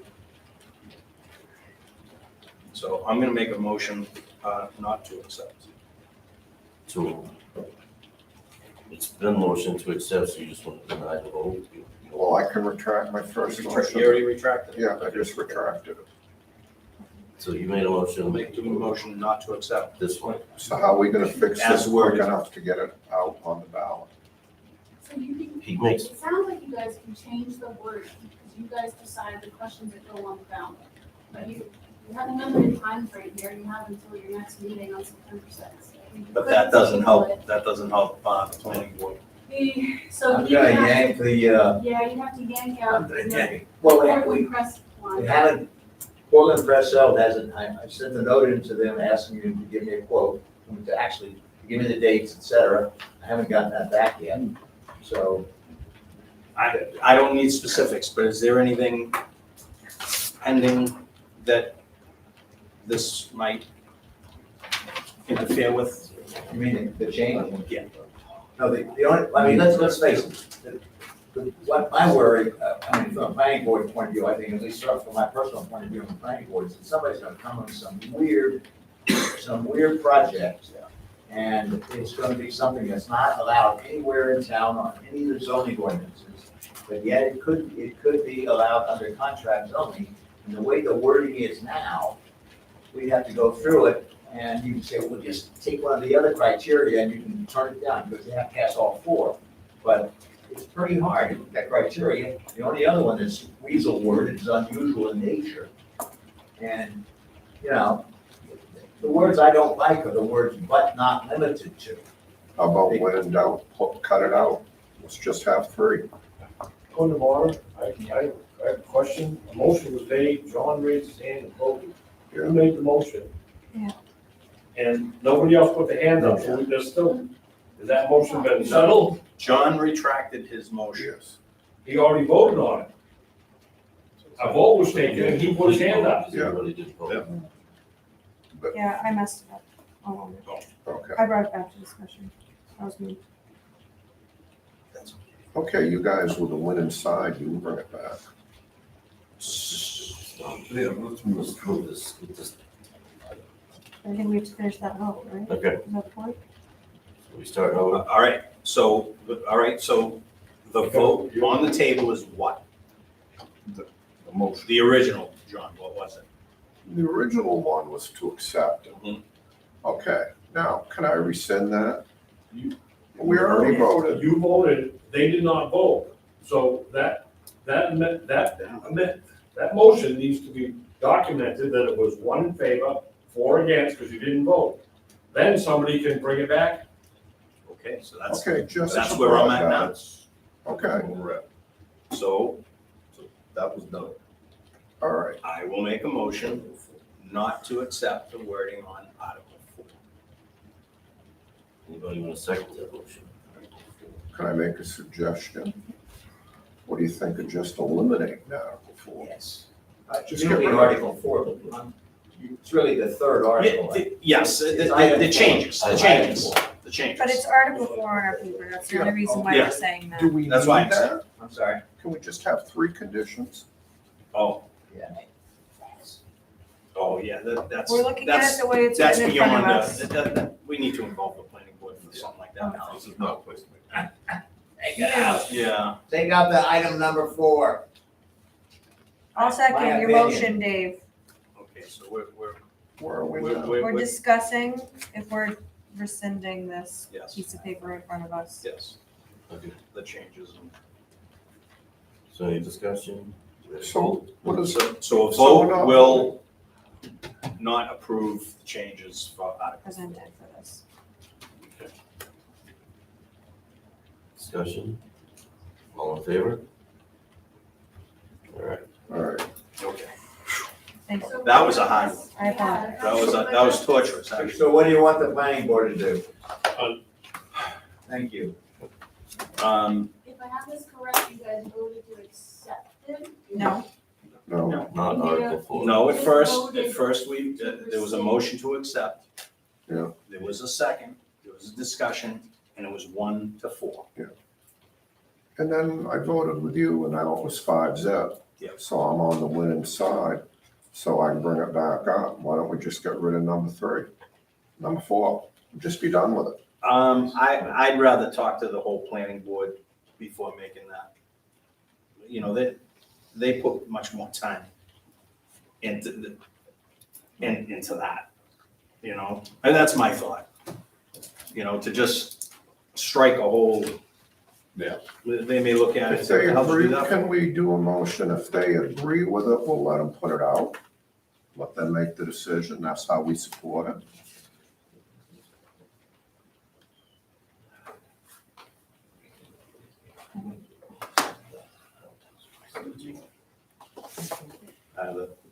Well, I'd have to defer to you, Don. the only thing I can say is that, the way the state's statute is written, to have a public hearing on this, which we should have, you gotta give, well, depends on how you wanna read it, but you have to give notice twice before the public hearing. And that's why we have like a month between, we have to, instead of having 2 weeks, we have a month now, so that we can publish it in the Portland Press Herald, especially for zoning amendments, so you can publish it twice. That's the requirement. And I don't know why the damn state law says this, but it says like 12 days. One of them's 12 days, the other's 7 days. It's sort of stupid. I mean, my own, anyway, but not, you know, just, it's inconsistent in my opinion, but that's the way it is. So the only problem that we would have here is that, you know, that's why we propose the wording. If the planning board goes back, we have a meeting on the first Wednesday in September, which is the 7th. We really couldn't have a public hearing on this, on any new wording, you know, pull the ads, et cetera. We'd have to go until October, the first meeting in October, I guess. We'd have to have a public hearing on the 5th. So, and I'm not sure if that, and again, the only reason, I mean, the big thing on the whole deal was to try to get the words "but not limited to" out of the contract zoning. The rest of it is, I mean, I don't want to belabor your points. You made your vote. I'm not sure what we're gonna do, but I'm gonna pull the ad that I've already proposed. We haven't paid for that or anything. So yet, because I haven't seen the proof back yet. At the risk of being, throwing anything at me, I think earlier on, like 20 minutes ago in this discussion, we said 1 and 4 was kind of the same thing. I think you said it initially. Yeah. And we said no, and then we come right back to it. So Let's just pull them. I guess, We did. Take I 4 out. guess we need to make that decision. Is that, No, if you take number 4 out, the only reason it was in there was that, planning board was discussing, well, shouldn't there be some beneficial, shouldn't there be some beneficial reason we would do contract zoning in the first place? And you would assume that would be true, so why don't we add a statement in there, make it beneficial? And I agree with that. And so and we discussed it at some length, a couple of versions, came up with this wording. okay, is consistent with a comprehensive plan Yeah, that's a and mistake. and have an overall benefit to the town as a whole. That's the wording. Kind of common combining the two. Now and that clarifies it, doesn't it? Consistent, yeah, if you replace, right, is consistent with comprehensive plan and has an overall benefit of the town. That clarifies that. I just don't like that word reasonable. Take the word Yeah, I agree. I just think you should combine the two. Or, yeah, all right, How do we gonna vote to change this now? Let's just do it, get it done. Yeah, How do we, let's just get rid of number 4. that's what we're, I'd like to voice Jesse. When you say let's just get rid of number 4, is that what they were gonna add? Isn't that what we just essentially voted to do? Well, Is it too late? Am I not understanding? yeah, I looked at to combine 1 and 4, take out provide reasonable expectations. Yeah. So that would be, just be a little bit more definitive in 1, is consistent with the comprehensive plan, it has an overall benefit to the town as a whole. Oh, that one, not the first one, that's why I was confused. I'm sorry. Right. Yeah, I guess my only concern is making sure the planning board's on board with that. It's a timing thing, so. So we get a vote. Can you live with that, Dave? Yeah, I think it cleans it up.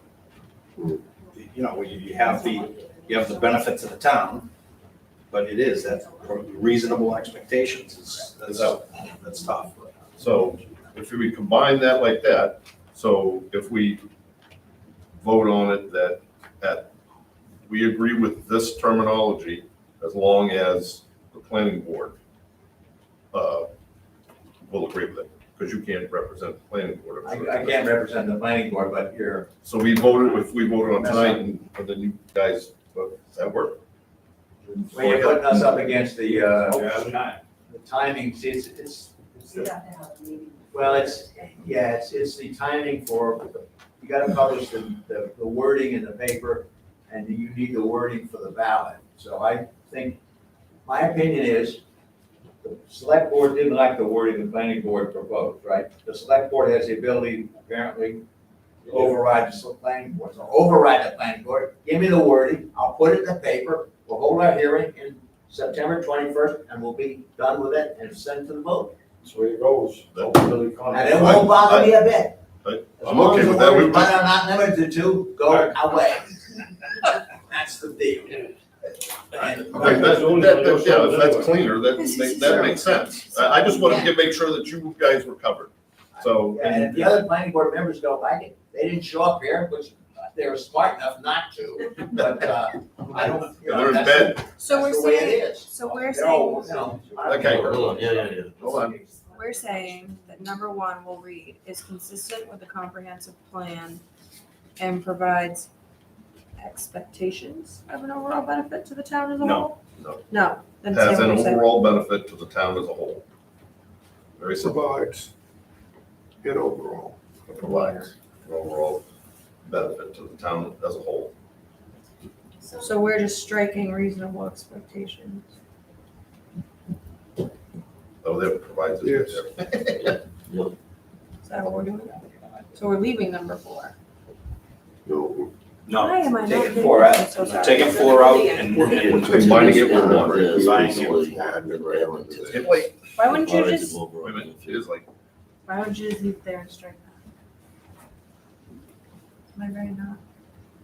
I didn't put provides in it See what earlier. you're saying? Yeah. don't have to.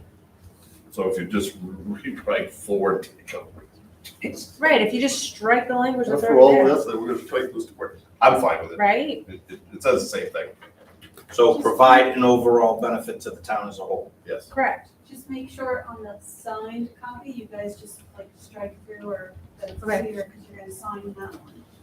Perfect. So I make a motion that we accept Article 4 with the amendment of number 4, striking out reasonable expectations of, so that it reads, provides an overall benefit to the town as a whole. I would second that motion. All right, any discussion on this one?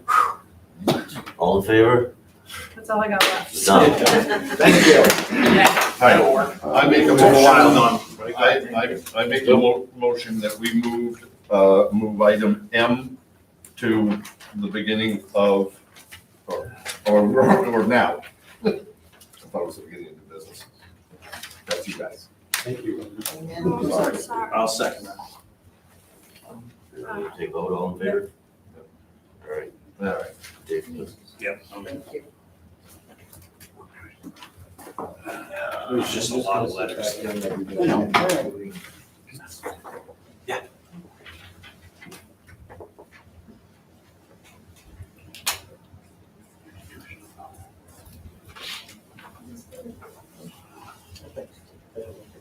Can you state your name? My name's Steve Marble, and my wife Nancy, and my brother-in-law Brian. Racecar. Basically, because in doing a survey, Of the land that we own across the street. from our house. Is it on this map? No, I actually have the survey. Map 3. Do you? Yeah, the big giant one. But There is a- when we did a survey, because I'm selling a 5-acre lot to my brother-in-law, they found a lot back in the 1800s, was sold off, which is an acre and a half. Ralph Brown purchased a good-sized chunk of land across the road from us. I bought it from him, and back in, you got the tax, but he was paying taxes on lot 92, which I was told reverted into the bigger piece when we bought.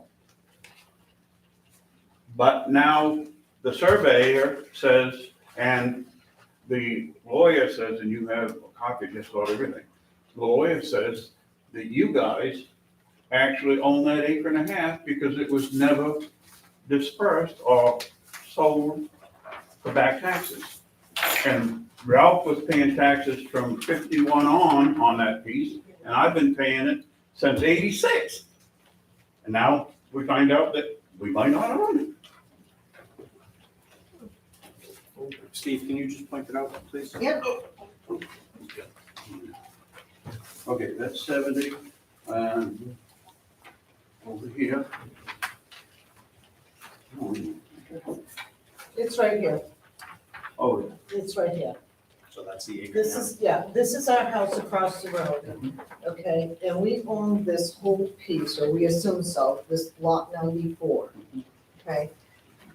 92 is the piece in question here. Now, when Ralph Brown had been paying taxes on it, I have a copy of the tax records. I just pulled a year, and there's Ralph Brown being charged for lot 92. Now, when we bought from Ralph, we assumed that 92 was encompassed in the bigger lot the bigger lot. is what we're told. And we had been, so now it's all 94, and we've been paying taxes on lot 94. 93, I don't ever know where 93 came from, but 92 was this one here. And evidently, in his quitclaim deed, he, it was very vague. It's just said, the corner of this one, and this one. By the big rock. Yeah. By the big boulder. Yeah, with the tree. There's a big boulder over there, too. It was quick. It was. quick. And, the lawyer said, well, I don't like the wording of this quitclaim deed, so let me do some research. And he found this deed that said both sides of the road and, the measurements and everything. And so he said, yeah, okay, this works. This will take care of it. And we didn't notice that in the wording, it said to the corner of this person's property over so many, and that is that little out sale, and that was done in 1852, I think. And she lost the property to the bank. Then it was given to sold to another person who sold it to, the end was Wentworth, Raymond, or No, Cora Wentworth? No, Yeah, Cora Wentworth was the original one. Was it more? Moyes, yeah. She was Annie Moyes. Andy May. Was the last one. And she, after the 47 fire, she still owned the property, but just kind of walked away from it. I find no records of her anywhere. Yeah, there was several years of tax liens. Yeah. And Ralph bought the big piece, which that was part of supposedly He bought in several. 51. He bought a whole suitcase. Yeah. And got quick claim deed. We would have never known it if I wasn't ready to sell some lots. Yeah. My brother-in-law. If we hadn't had a survey, if his bank hadn't said you need a survey, we would have never known. And he's already got it. So, Foundation hole. Yeah. Oh, I don't know. You have a foundation on it? No, No, just the the hole. foundation hole. I've already got power there, I've, I've even started the whole process. I gave them permission because I knew they'd pay me once the survey was final. So I'm kind of at you guys' mercy. So not that I'm not taking your word, my only thing is I think we need to confer with the treasurer in regards to, any tax liens, all the taxes being paid, what have you.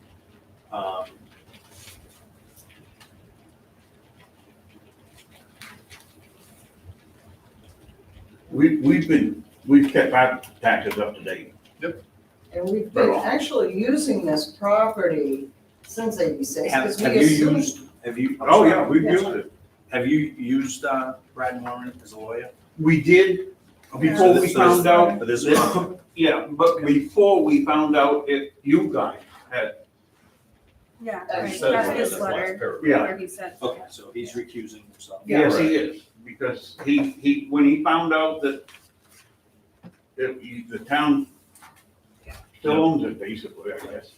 Something also says it's too late, Huh? it's too late for any descendants of voice to challenge the validity of the town's tax proposal because the statute of limitations is 15 years.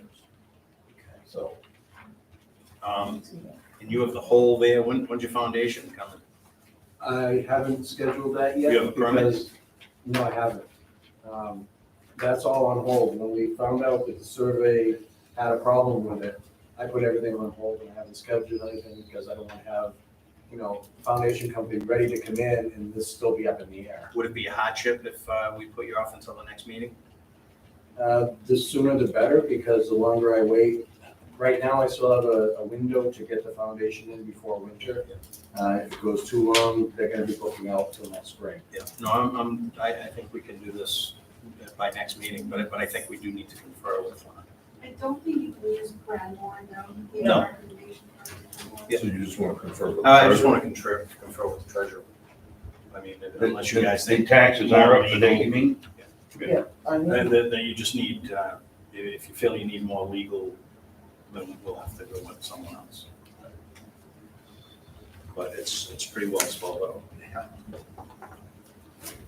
Well, you'll need, if you do draw up a quick claim deed, you'll need an attorney.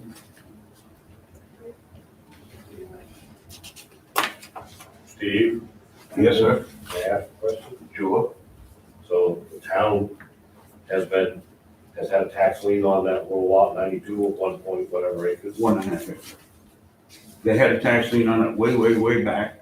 back in 1947. And then Ralph bought the big piece, which encompassed that. The town still carry that deed. Well, Yeah. Evidently, yes, So, from what we've been told. It hasn't been able to be located. We've done years worth of research, we can't find it. it was never recorded that Ralph purchased the property. Ralph never recorded the quitclaim deed with the registry. This is the problem. It's not, you understand why? it's not, I understand. the fact that the town didn't sell Ralph the property. Ralph never recorded the property because of the wording that the quitclaim deed the town gave them was to the corner of this person's property, this person's property, and this person's property, and they couldn't identify the exact map and lots. They weren't using map and lots back then, so the town. You've been using that land for years. Ralph used it, and then sold it to us. Oh, yeah. I used to pack my low beds and Yep. everything else, went up there, everything over there. I filled it in probably 30 feet from the road because it dropped right down about 25 feet. And the town even brought me in some stuff. Oh, yeah, I'm right. I wouldn't want to get bent down on We can that. talk to DEP too. Yeah. But yeah, I did. As soon as The surveyor didn't identify that. As soon as Tom comes back, I'll make a motion, we're going to table it until the next meeting. Which is, So when's your we can next do meeting? diligence. September 6th. September 6th.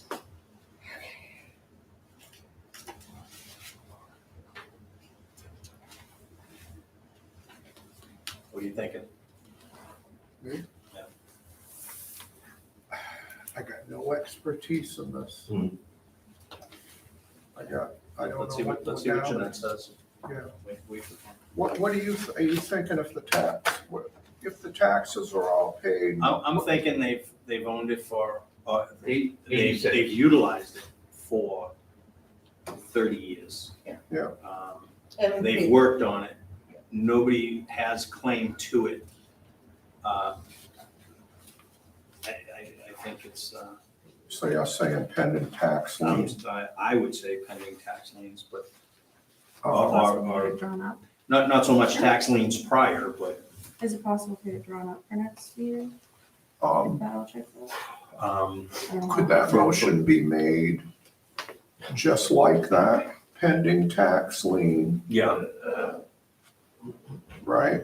Well, pending, so we'll make a motion that the town would write up a quitclaim deed to transfer title pending. No tax lien. What? I was thinking you'd want an attorney or a title attorney to do a title search. Brad did. Brad did do a But title he search. did it for them, no. Oh, you know what? We can't do that legally. We need town approval for a piece of land, sell a piece of land. Yeah, I was wondering why you were back there going crazy. You can't even touch this. Yeah. Steve, you know what I've been through. I know. I feel for you. As a board member, I remember. Yeah, but you guys can't touch this. Yeah. Steve, did your surveyor, lot 94, you said? 92. Well, no, we have a big lot, 94. 94 is the big lot. Yeah. When your surveyor surveyed that, did he include 92 as part of 94, or did he exclude it? He excluded it. Then you We can't touch this until this is taken care of. Well, what do you mean Right. taken care of? Even on. It's not. There's a process to go through Yes. in identifying this, and there's nothing that the town of Lyman can do to grant you a quitclaim deed to that parcel of property. There's nothing they can do. That's a true statement. Yeah, that's gotta be voted on in November. Right. That's the best we can do. That is a true statement. Yeah, you're right. I was thinking it was yours with tax liens, and we could basically, wipe out the tax lien Yeah. or have you pay it. It's done. That's not the case. But you're right, the town of Lyman owns it. We don't have the Well, right. I don't really think the town of Lyman does, because They Ralph were charging us bought- taxes. Ralph bought a lot of quitclaim deeds. And he said that, and I can bring you, I have to go to see Brad because he has all the Maybe that's the documentation. legal question we ask. I think it was sold to Ralph Drown in a quitclaim deed, And Ralph sold it to us. and Ralph sold it to us. But he never registered it. Okay, so we're either way, we're gonna have to table this Okay. until next meeting pending conference with Council. legal and treasurer. All right. Any second? Yeah, second. Gotta do it the right way. All in favor? All in favor? Yes. I'm sorry, No, Yeah. again, that's, Yeah. Bob is right, because if we made that mistake, it would have bit you in the butt. Right. I gotta have things done properly, even if I gotta. Okay, thank you. Thank you for moving us up on the agenda. And I Oh, you're hope, welcome. Sorry you here, guys. I hope your night goes a Thank lot you. I see you, slower, Steve. faster. So, Thank you, Bob. you want to help us through these appointments, just so we can? Yeah, so I guess the CEO is also the building inspector and 911 investigation, and you guys just have to sign off her oath sheet, so she can do that. You have, okay. Rest, you have all the signs. So it's in there? So- Yeah. And I labeled it, probably like overlaid everything, but. Probably has it all in order. There's first one. She's in order. She'll take Mhm. it. Okay, so Make a motion to appoint the CEO as plumbing inspector and 911 addressing agent. Second that. Oh, any conversation, discussion? All in favor? Then the next one is Bruce Barron, which apparently is, the clerk gave me an email. She'd addressed this issue before, but didn't get taken care of. His term did expire. So he submitted another application and he wants to be appointed to the ZBA. I move that we reappoint him. I have a second. Second. Any discussion up there?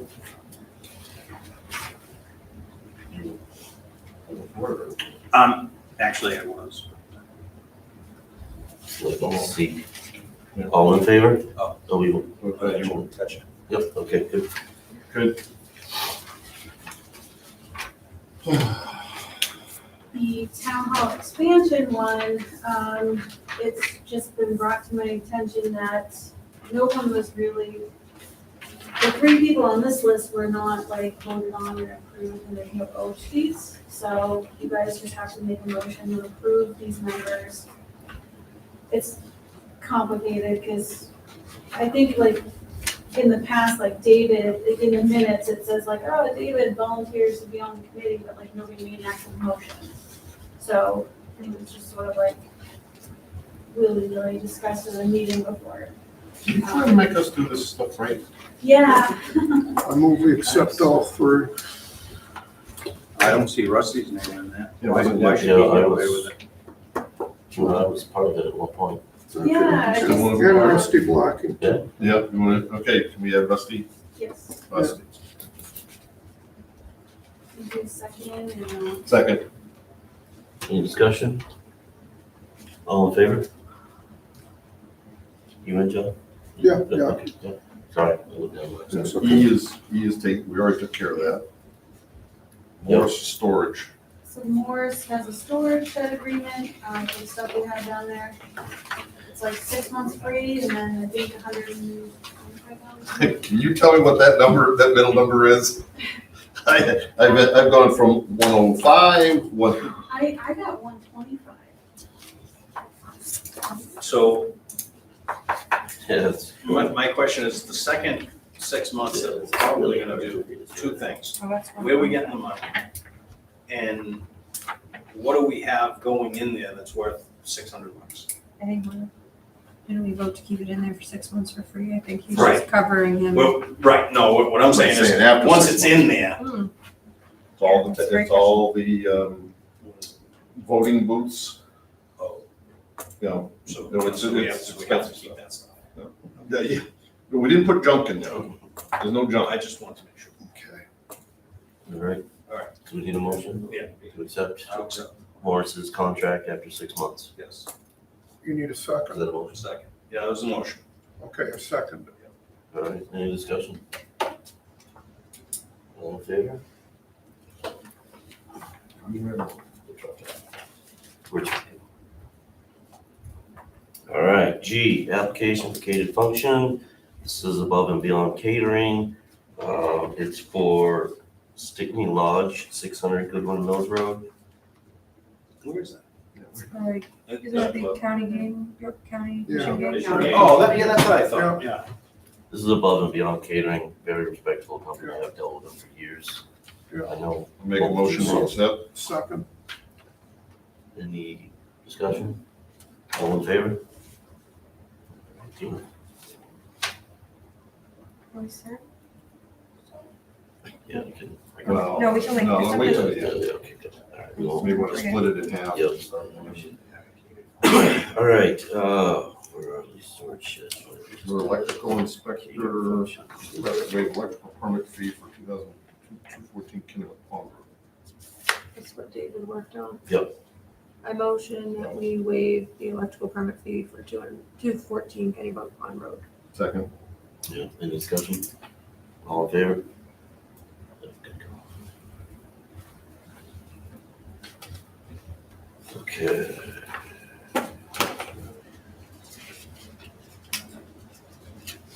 capital improvements. Did he get that quote? It came in late, didn't he? The money for that? Jeanette, you should have it in your packet. What? She has she has the backup for capital improvements for it. Like the Oh, for the rules, bridge repairs. Oh, God, Oh, yeah. for that one that we Oh, closed down? Ordinance? Yeah, That bridge is, No, that's dangerous, it should be It shut is. down. thought we did. Unless you went out there and put a caution I thought sign. you were gonna. I remember the last workshop, you guys talked about bridge repair. Yeah, But we didn't make any decisions about it. yeah, that has to get done. So, But what about the, That well, the well, And unless this- you well, wanna let's- lose the field, that has and to that's get put in done a too. well at the Bungana Field, capital improvements. That came But in. my question is, No, that so was that different. came in as an estimate, but it looks like an invoice for work to me, because Um, there's dates on there of yeah. like the beginning of August when this. Right, It's an estimate. because I think you might have done, And Jeanette said we didn't pay for that yet. right? I just wanna know if the work is done or not. That's what I would like to Yeah, know. he went and actually did it without authorization. That's a concern to me. pipe across the road. Well, the. I know it's an the- emergency, but the- somebody's the gotta thing say do was- The thing was, and he said he'll take it out, but he had all the pieces and parts, so. But I guess you were about to lose the field. Now. I saw the pond, it was If you empty. I saw the pond, it was empty. Yeah. I'm not saying the pond wasn't empty. I'm saying somebody should have said, yes, do this. Well, this is the first time we're talking about it. And if they, what I'm saying is they would have lost the field, or they If thought we they had were gonna lose the field if they didn't water it. Yes. My confusion is that it says estimate and it's not an estimate. It's an invoice at this point. Right? Kind Yeah. of, sort of, yeah. Yeah? If the I work think it is is. done, Yep. It's right, pumping. so then it's not an estimate. It's pumping, that's correct. Where is it? Where does it say estimate? Right in the email, on the document that was submitted. Which letter? Actually, the top of his, right, top of right-hand corner says estimate. It just came in via email. And it says estimate on top. It's the wrong type of letterhead. Well, then it should be corrected. If the work's been performed, then it has to be paid for. That's my only concern is, And this is just for labor. or labor No, wasn't it's no included, it's labor. No, it's no materials. Yep, he did it for free. And it's Well, installed rate for 3 men installed on 21 hours. Oh, yeah, okay, there we go. Yeah, and then there's the negative, okay. And then it was set up generator, because the generator had to run it. no. Who did the work? KCB, KCB. landscaping.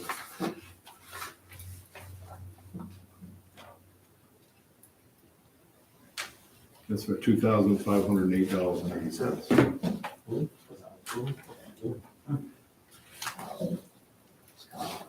All right, so. Okay, how to begin with this?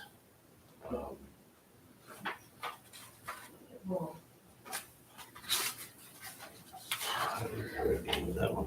Do we, hold on. Keep on track. Well, I think we all talked that, I remember everybody knew that if we didn't do anything, they were gonna lose the field. That it was gonna take, and he put that in an email to us. It wasn't. That it was emailed to gonna, and us. that we would take, it would be 3 years before we, Potentially. Get back to normal. okay, whatever. The work is done. We have to Yeah. pay a vendor for their service. I'm not discounting that. I want there to be a clear process for approving something to happen. When we went through an issue on Kennybunk Farm Road, they sent all of us an email saying, this is the situation. Everyone's good with a green light. And we went with it. That's my only point. He did that on his own, just Yeah, to let you know. I'm No- certainly not. No, suggesting- nobody, I didn't That's give my him a go ahead. concern. So are all, is everyone around?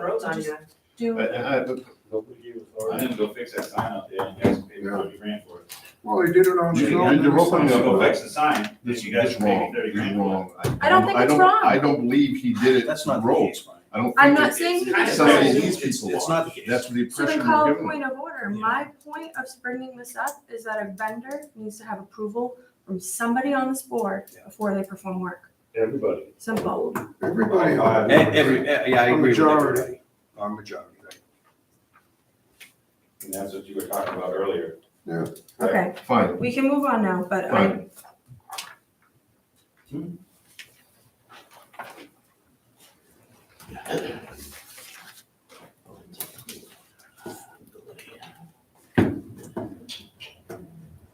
Okay, bridge needs to be paid. We were talking about on that bridge, capital improvements. The bridge is not horrid. safe. If no one's ever been, there's not even a bridge there. It's just like the understructure still. There's nothing to walk on. It's like pallets would always be on it. We don't have a quote on what to do it, how to do it, so we need to get 3 bids. I don't think it's gonna be that kind of money, but Well, or get a bid. Eagle Scouts? that's what I was thinking. I heard that brought up too. You're not gonna get it done this year. Probably not. Is it in a spot that it can be closed for this year? Yeah, it's And kind of something that could cordoned happen in off spring? now, but I just don't know exactly that path of access. I mean, it's pretty much cordoned off now. All right,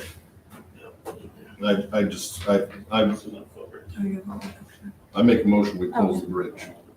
I second that motion. I second that motion. We're talking about it way too much, and then we got Yep. pictures. and- I walked past the bad part.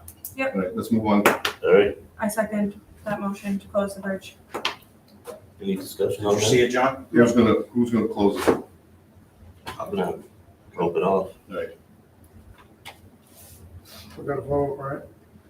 Dave? How large is the bridge? How large? About 100 feet. Is it footpath? Yeah, it was like pallets, but they just put All in OSB on it. Yeah, all in favor? Thank you, thank you.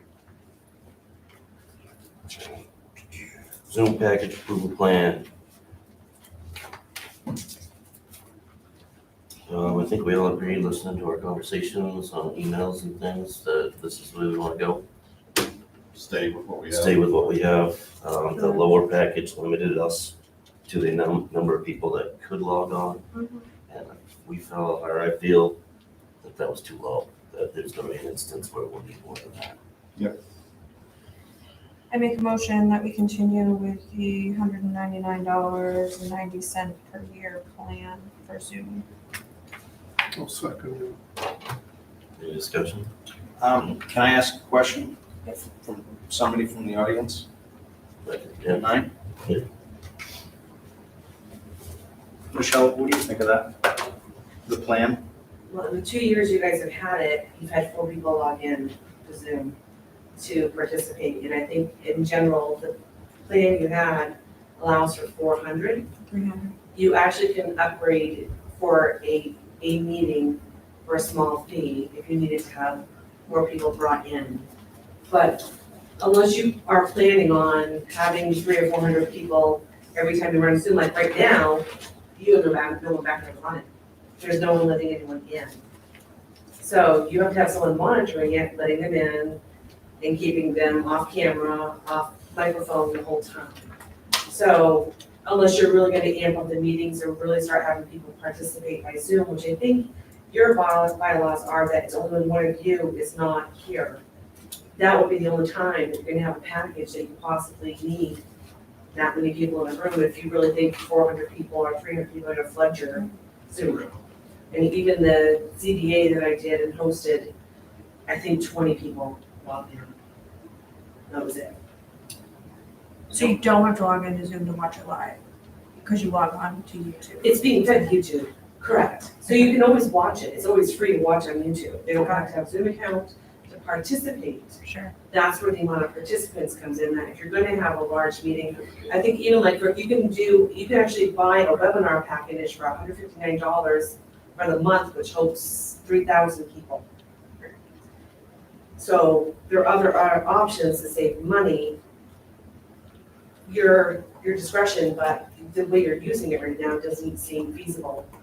The only thing you get out of that package, and again, until you have separate microphones, it's not gonna help, is you can get transcription. But it's one just jumbled feed because it can't differentiate voices because you don't have different microphones right now. Is this a budgeted item? Did we budget for the 199? I think you did, but I mean, we budgeted for a day to walk the gate. I mean, it's still saving money in the end it's not something I don't foresee you, but that's up to you guys. I don't want 100 attendees, 300 attendees. If that's a number that I don't think I was aware of, that it was 4, that we've had 4. I mean, that's a game changer. Well, we've never really implemented a program, we've never advertised it, we've never. But your bylaws don't allow it, your rules for procedure It's only don't for, allow it. It's only like if one of you is in somewhere else. so how do we have 4 people on it? Because someone was actually out of state. So there was a Zoom meeting where we were hosting. And so because there was a select board member out of state that was attending by Zoom, then those are the people logged in. The meeting code has to go out according to your rules. Yeah, okay. Because you have to allow the whole public to have access at that point. And I think that other thing that state law requires that was not being done is you also then have to be able to share the document, like I share documents on screen with you.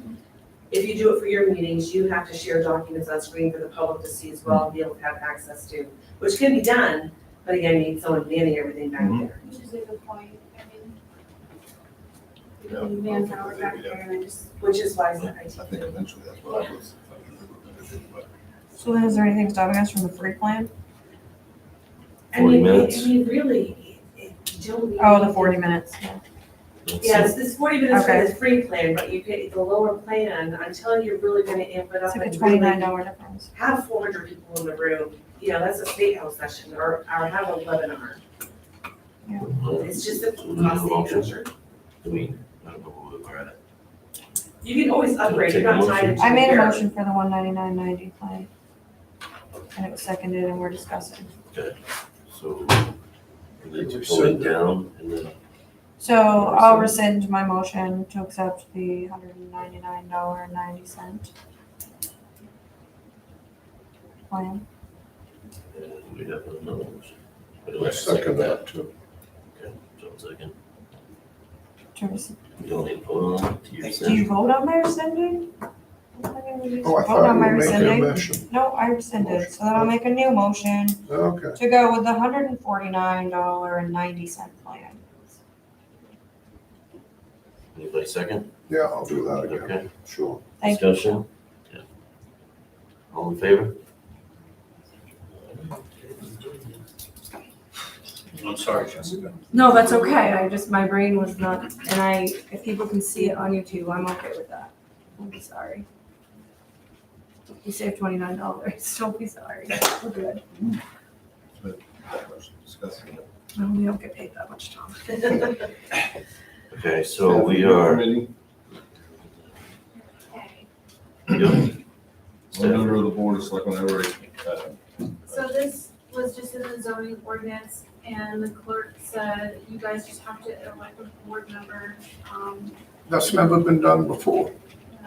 Never. It is, I did look, I guess it's written in your zoning ordinance, 8311. Yeah, what it is, I can tell you exactly what it is. It's an ad hoc committee that's assembled at the request of the landowner on a small project. The code enforcement officer determines whether it can be used or not. It consists of the road commissioner, the fire chief. The code enforcement officer themselves can either participate or supervise, and one selectman. Traditionally, the landowner selects the selectman. Whereas an ad hoc committee, I believe it's inappropriate for us to have a permanent member, because then that turns it into a standing committee. then why is it here? I don't know. To me, it's an overreach because it's got nothing to do with the town clerk. It's your code enforcement officer issue. And I spoke with her on the way in and asked her, and she says, I don't know anything about that. I don't know why. All I know is it's in the ordinance, and it's dropped on my desk, so. Yeah, it's got nothing to do with her. Well, my thought is if you're saying that it should be a revolving member, I don't agree with the person or the person's project being being able to pick the selectmen. But I do think that the board should pick the selectmen at that time. Well, they usually run it by the code enforcement officer, and they either agree or disagree. I On the mean, selection? worse than On the worse than selection. ordinance, yeah. Where does that say that? You gotta look in the ordinances. What I'm saying is, it's only per job. This is not a standing committee. So. I don't feel like I have enough information. I to make mean, decisions I recommend we tonight, table so- it, make a motion to table it. Have a motion, have a second? Second. Yep, have a second. All in favor? Okay, where are we? L, FOIA request form updated, vote to approve new form. Did you update this? Yeah, because the state statutes have changed, so it used to be like the first hour of labor is free, but now it's the first 2 hours. It used to be $15 an hour minimum, now it's $25 an hour, so I just made it to reflect what the state statute allows. Great. Make a motion to read. Accept the FOIA form update. Yeah, I'll second that. Discussion? All in favor? Oh, do that. Accept the signed poll. Right here. Oh, we just had that. That came in today, it's for CMP to put in a new pole somewhere, you guys just have to. Corner of Clarkswood Road and South Florida Road. Who's pulling the part? CMP. CMP.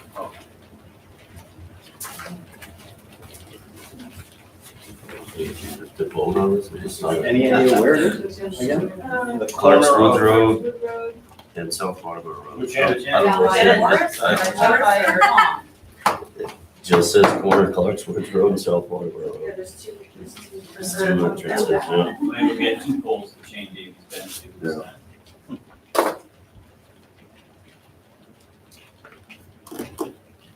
Yeah, I don't, And The table it to the next. Yeah, I think we should, because There's two ends. there's 2 ends and you don't, not that they care about visual, but, this, is it, you're gonna pull up and see a pole?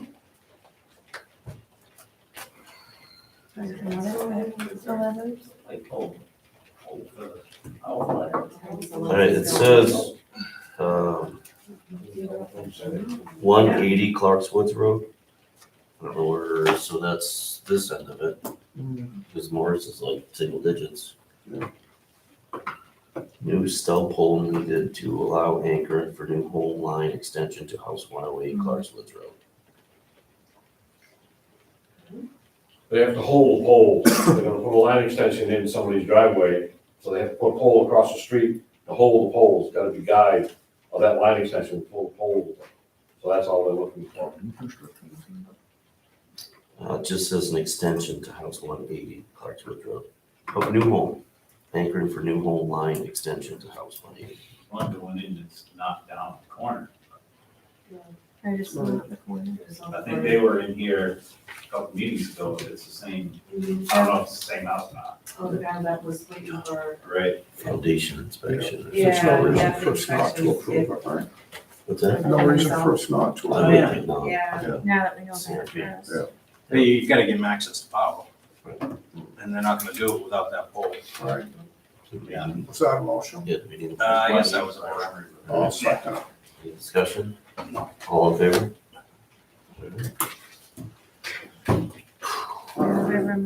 Okay. All right, No, so, we have to sign it. We have to well, sign we're it. gonna go into. No, we don't don't sign sign it. it. No, we're gonna sign Well, it. we're gonna come back on it. I don't know. I think we're with that. It's gonna be in there when we go in, okay? Okay.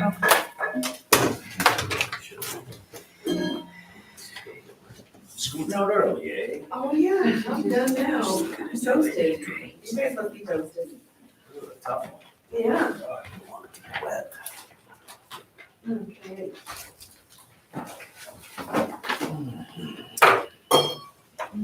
We, It's okay. I would start it on one end, so we don't. Yeah. Let's just do it.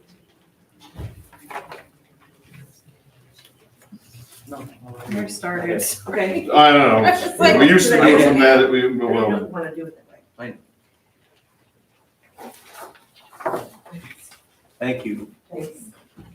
Good night. Oh, Michelle, I will be at flag football with another cheerleader. Yeah.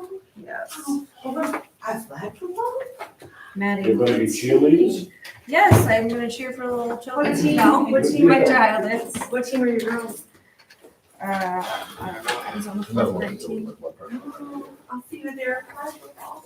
Maddie will be on Ready. 8 a.m. Sunday mornings. This is the one that had to cross that line off, there's two words in the bottom. Oh, I'm Cross them prepared. off. Yeah. Yep, just saying.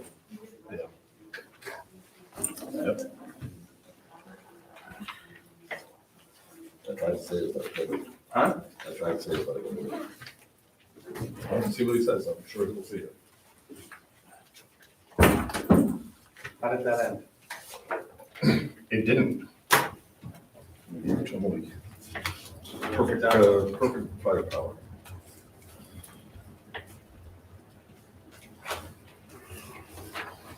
Stack to start with.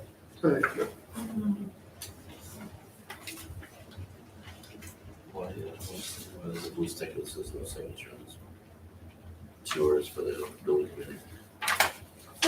Because it's his name. Asking about dates there? Yeah, it says no signature. Because it's for him. It's for him. I just thought you Look should up top right hand, look up, look Yeah, up. I see that. It's for him. So you can't say He it's signed for him. That's what I got, all right. I got Which got good ears too.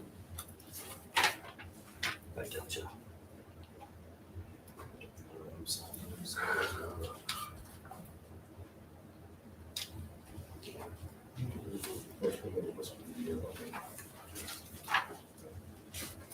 Yeah, I get chance.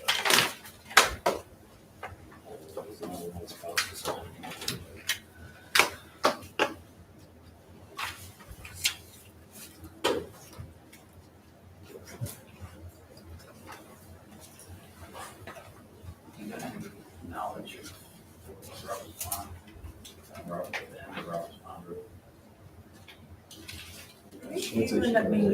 Yeah, I was thinking the same, it's a whole package. Oh, yeah. It's all one thing. This is all? Sweet. I'll put this back in the book here. I don't think we will. Oh, no, he's gotta fix the, that's what he's gotta fix the paperwork. That's too. Okay. That's the pile. It's like way down in the swamp. Yeah. Yeah.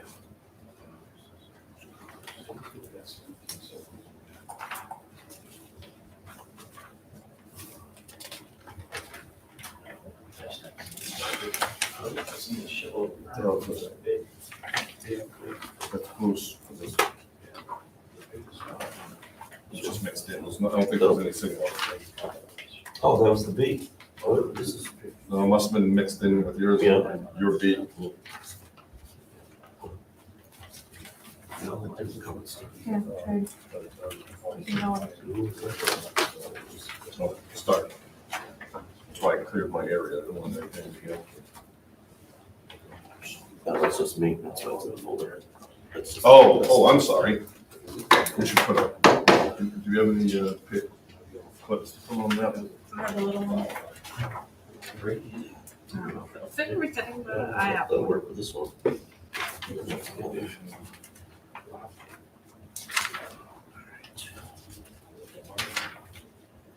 Holy cow. Yeah, I think we got one that's stuff on the. Oh, that's way too much. That's way too much.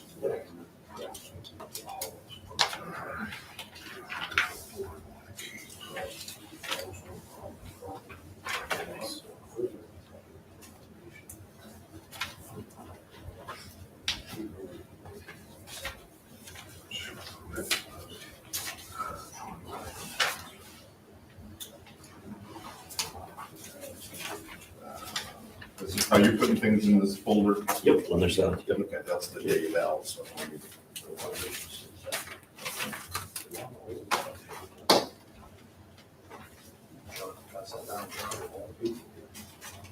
Oh, but Sorry.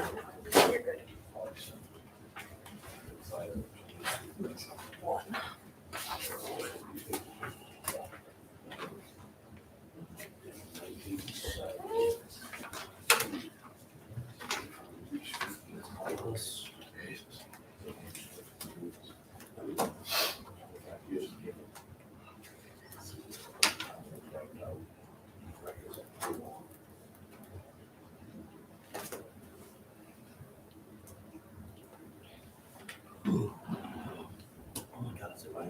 I haven't tried a coffee. Latest up in the billion. We've got some crazy weird deals here.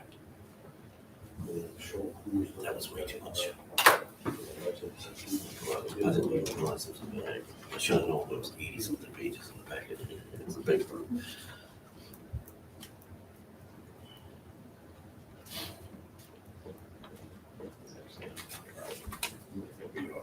We had gone out, that are here, like the. Yes. And I Put wish them I right at the knew. end of the. I wish I knew, but I didn't even do. No. That's the first time I've seen Ryan. That was good to see that name in the face. Son-in-law? Was it Ryan? It was long. Yeah. The guy that's not I'm sure. sure they didn't have a lot of names. That works for us? Yeah. Randy? Right. Yeah. Yeah, that's what I thought. I've heard his name a million times. I've had these.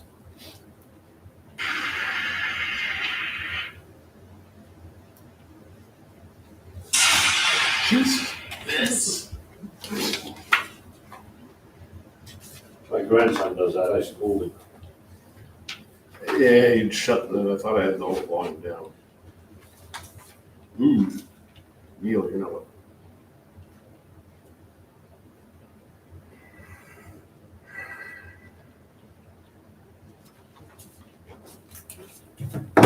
Oh, one more.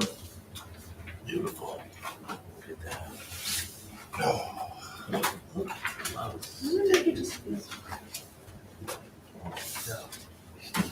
All right. I make a motion, we go into executive session for for MRSA 405E. You have a second? I second. All right, all in favor?